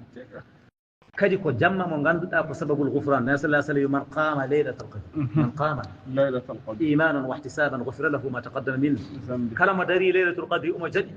omo woppide Allah jogdi o yaafe kala ko ardi e bakkatuji makko ko jamma jippogol dendagal malayka malayka heddota koy dow asma jibrilu ko hen jeeya jibrilu hen jeeya ko jamma salam jamma o ko jamma salam kanko goto wi dañi wiyede ko jamma salam ko jamma jam جون نون هول دبل الله قرنغال مودي رewrede Allah ñare hen afdalu ibadatin fi tilka al-layl tilawatu al-Qur'an debal Allah qurungal moƴƴude rewrede Allah ɓattorade Allah welnorade Allah ko janngude al-Qur'an imma tilawatan imma istirada imma jiima walla dursirta ko rewi hen e position rewrude Allah ko addu'a rewrude Allah سيدة عائشة رضي الله عنها أم المؤمنين أبي يا رسول الله ستبي ألا نوني كم هوري ليلة القدر قلنا بدأ صلى الله عليه وسلم فيمو في اللهم إنك عفو كريم تحب العفو فاعف عنه قل دعاء وقل دعاء وي مين بيساك اللهم إنك عفو كريم تحب العفو فاعف عنه الله يوكا جافو صدقا تدد أريد عفو تحب العفو أريد يافيا بلا الله أريد يافيا الله كجيت يافيا ولا الله كجيت جافو صدق تحب العفو أمي يا فارق ونفر أمي عفوا يا فارق لك أري أنا جاء أري هم مري سكر يورد الله القرآن دوار أنا جاء كده أقول مدير يقول لي جو أن جمع صدق يالتين صدق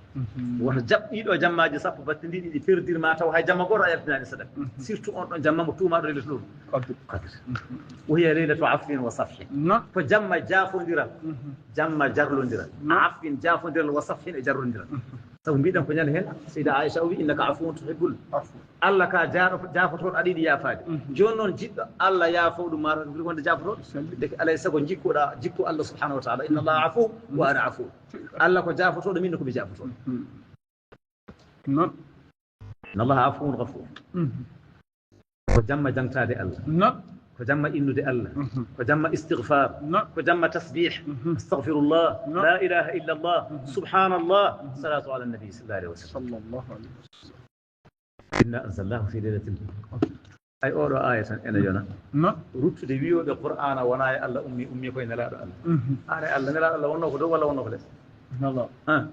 لا الله وانا كده لا ما كونه جونس يقول كوين ما كونه فوق إنا أنزلناه من جبين نحن أنزلناه من جبين دائما كل نزولكم من العلو إلى أسفل جون الجوم بيدوم وما كان الله أمي كوين كم تقول أنا يونا رد وانا دبيان أن يدرو بالقرآن وانا وما كان الله أمي كوين على محمد صلى الله عليه وسلم جون نكو هلورا ويا مليل القدر وانا ركوي دين دانغال هيتان سادات العلماء أجلاء العلماء هو بأندو بكلهم جاني ولما كان كاري جون ابن مسعود من أصحاب رسول الله من بينهم إمامنا مالك إمام مالك رضي الله عنه ياري جمع ولقوا يدنداغل من بينهم سيدنا الشيخ رضي الله عنه سيد أحمد التجار رضي الله عنه ويجمع ولقوا يدنداغل ثاني يعني وزر الفيسبوك وفي بيت يعني له شعبان ونهم وبدأ يفير شوف الدورة جمع عندك كل الفقط دورة شعبان شخص جاني تبانجي ممياري وجمع ولقوا فيه جميع هي السنة غير السنة tagi ɓeeɗo ɗum tagi ɓe jiiroto jamma o koye nder jammaji temettere capanɗe jeegom ɓeeɗo jiiroto jamma leylatul qadri koye nder jammaji temettete capanɗe jeegom ɗum woni jammaji hitande temettere capanɗe jeegom eɓe jiilor hen andi ɓene kewi yimɓe ha ara jamma moɓe dasata woɗɓe ɓe mbi ala wona koye ramadan en jegui ɗum joni haala cheikh tafsir o wi wonata koye ramadan ɗum woni qur'ana joofi anzalnahu fi leylatin shahru ramadan alladhi unzila fihi alquran min jippini qur'ana koye leylatul qadri qur'ana jippi koye shahru ramadan الأدلة تؤكد هذا وتؤيد هذا القول. عندك إيرو يجيو زي الفقدر كوين البلد سفنتش كوين البلد سفنتش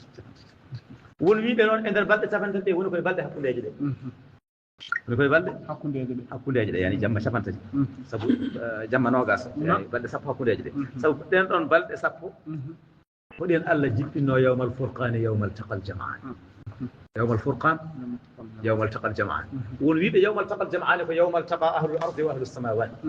يوم الفقد أمه دو أمه effective مات يعني هنا بدي التقى الجنة هو ولد بدري وانا ولد بدري كوي صفها كل جاء هو ولد بدري كان يقول لنا سل kono konngudi ɓuri joofaade woni ala koye balɗe sappo battiɗe koye balɗe sappo pattidiɗe noon ko toon adillatuji ɓuri joofaade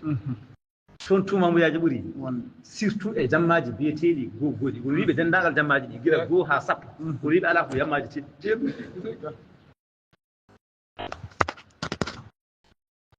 ala kulli haalin jortoji ene mawni koye ramadan o woni jortoji ene mawni koye ashrul awakhiri min ramadan o woni jortoji ene mawni al leylatu sabi'a wal 20 nelaɗo Allah ay jamma mo wino mi hollama jamma o ñande hen gandirton ko jamma leylatul qadri ñande hen pinanmi ko mboɗo sujji e dow ɓakkere ñande hen ko jamma nogas tati dewti jamma o caggal kadi seeɗi ɗe celli te koreji me madina gunas ko on jamma ferta leylatul qadri nelaɗo Allah ñande wotere o arino sahabaɓe o arno toon ko haalade ɓe leylatul qadri o andino Allah andinimo o rokkama ordo yo andin leñol ngol o ari o tawi waji ɗiɗo e luurde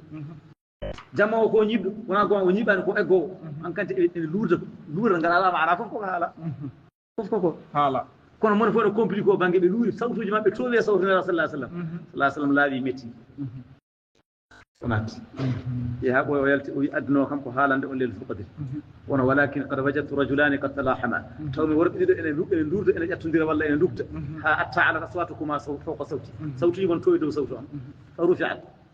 ɗum tagi won annduɓe mbiɓe leylatul qadri ko nuska fa rufiat fa rufiat woni maɓɓe ɓaade nelaaɗo wi fa rufiat jamma o ko ɓamtaɗo ɓe mbi ko nuskaɗo jamma leylatul qadri natti wodde ɓeeɗo ɗiɗo kadi leñol ngol on ɗon barke hono sellani hadis o tan feni ɗum ya Allah hadis o yaadani on ɗon mana fa hadis o yaadani on ɗon mana sabu koye on ɗon hadis nela sallah sallam walakin iltamisuha fi l ashri al akhiri min ramadan waltamisuha fi l awtan ndaare ɗum e balɗe sappo batte ndiɗe ndaare ɗum e ceelɗuɗi ɗi so ko ɓamtano ene wiye ndaare omo tampina ko woodani deke haqiqa tan jamma o ene heddi e nder ɗen ɗon balɗe won wiiɓe e nder balɗe sappo batte ndiɗe ko fixe ko wiiɓe wona fixe omo tawe e ñande nogase goo mo tawe ñande nogase ɗiɗi to tati nayyi joyi jeegom jeeɗi jeetati jeenayyi sappo o wiiɓe ala koye awtar nogase goo nogase tati nogase joyi nogase jeeɗiɗi nogase jeenayyi won wiiɓe ala ko fixe ene jeeya yiiɓe ko fixe Abdullah ibnu Abbas radiyallahu anhu on wi ko fixe e kadi o dallinori dalilaji fodde ko Allah haaji o addi dalilaji sunna o addi dalilaji Qur'an o addi dalilaji huruf pour wallitorde miijo makko o wi ene jeeya e miijam wonde ñalawma o ko fixe ɗo ko ñalawma sappo e jeeɗiɗi jamma jofte sappo e jeeɗiɗi mo Allah haali leylatul qadri ko karfeje jeenayyi ɗe ko laabi tati garti e nder simore nde jeenayyi laabi tati wonta ko sappo e jeenayyi laabi tati nogas jeeɗiɗi to nogas jeeɗiɗi wadde ko wi ɗum ɗo woni dalilu makko wonde leylatul qadri nogas jeeɗiɗi ko ñande jamma nogas jeeɗiɗi o addi dalil goɗɗo to banggue kalimatu surati suratu inna anzalnahu suratul qadri waɗi ko 30 kalima ko capantati kalima loolu mo jogui kurus tafadal lim kalimaji Allah wi inna sumi haali kalima ƴetta si warde ko ayeje kalimaji capantati kalima ɗo Allah jofoto jamma o ko on watti kalima nogase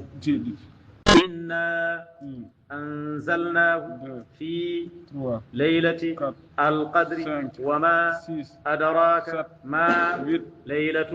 القدر ليلة القدر خير من ألف شهر تنزل الملائكة والروح فيها بإذن ربهم من كل أمر سلام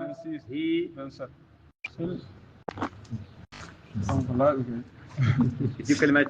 حتى مطلع دي خطو أدنى بجوفادي وده جمع أو كجمع جوف لسقوي جيدي إذا نقول سنين فوف ونبيدن دادون قال إسم من جماعة يعني جوف نوغاس جيدي يو الله هوردينين هن يو الله هوردينين هن دناغال جود يو الله جبان دناغال قول دي بداية رسول الله صلى الله عليه وسلم بندرات بيت أتشاك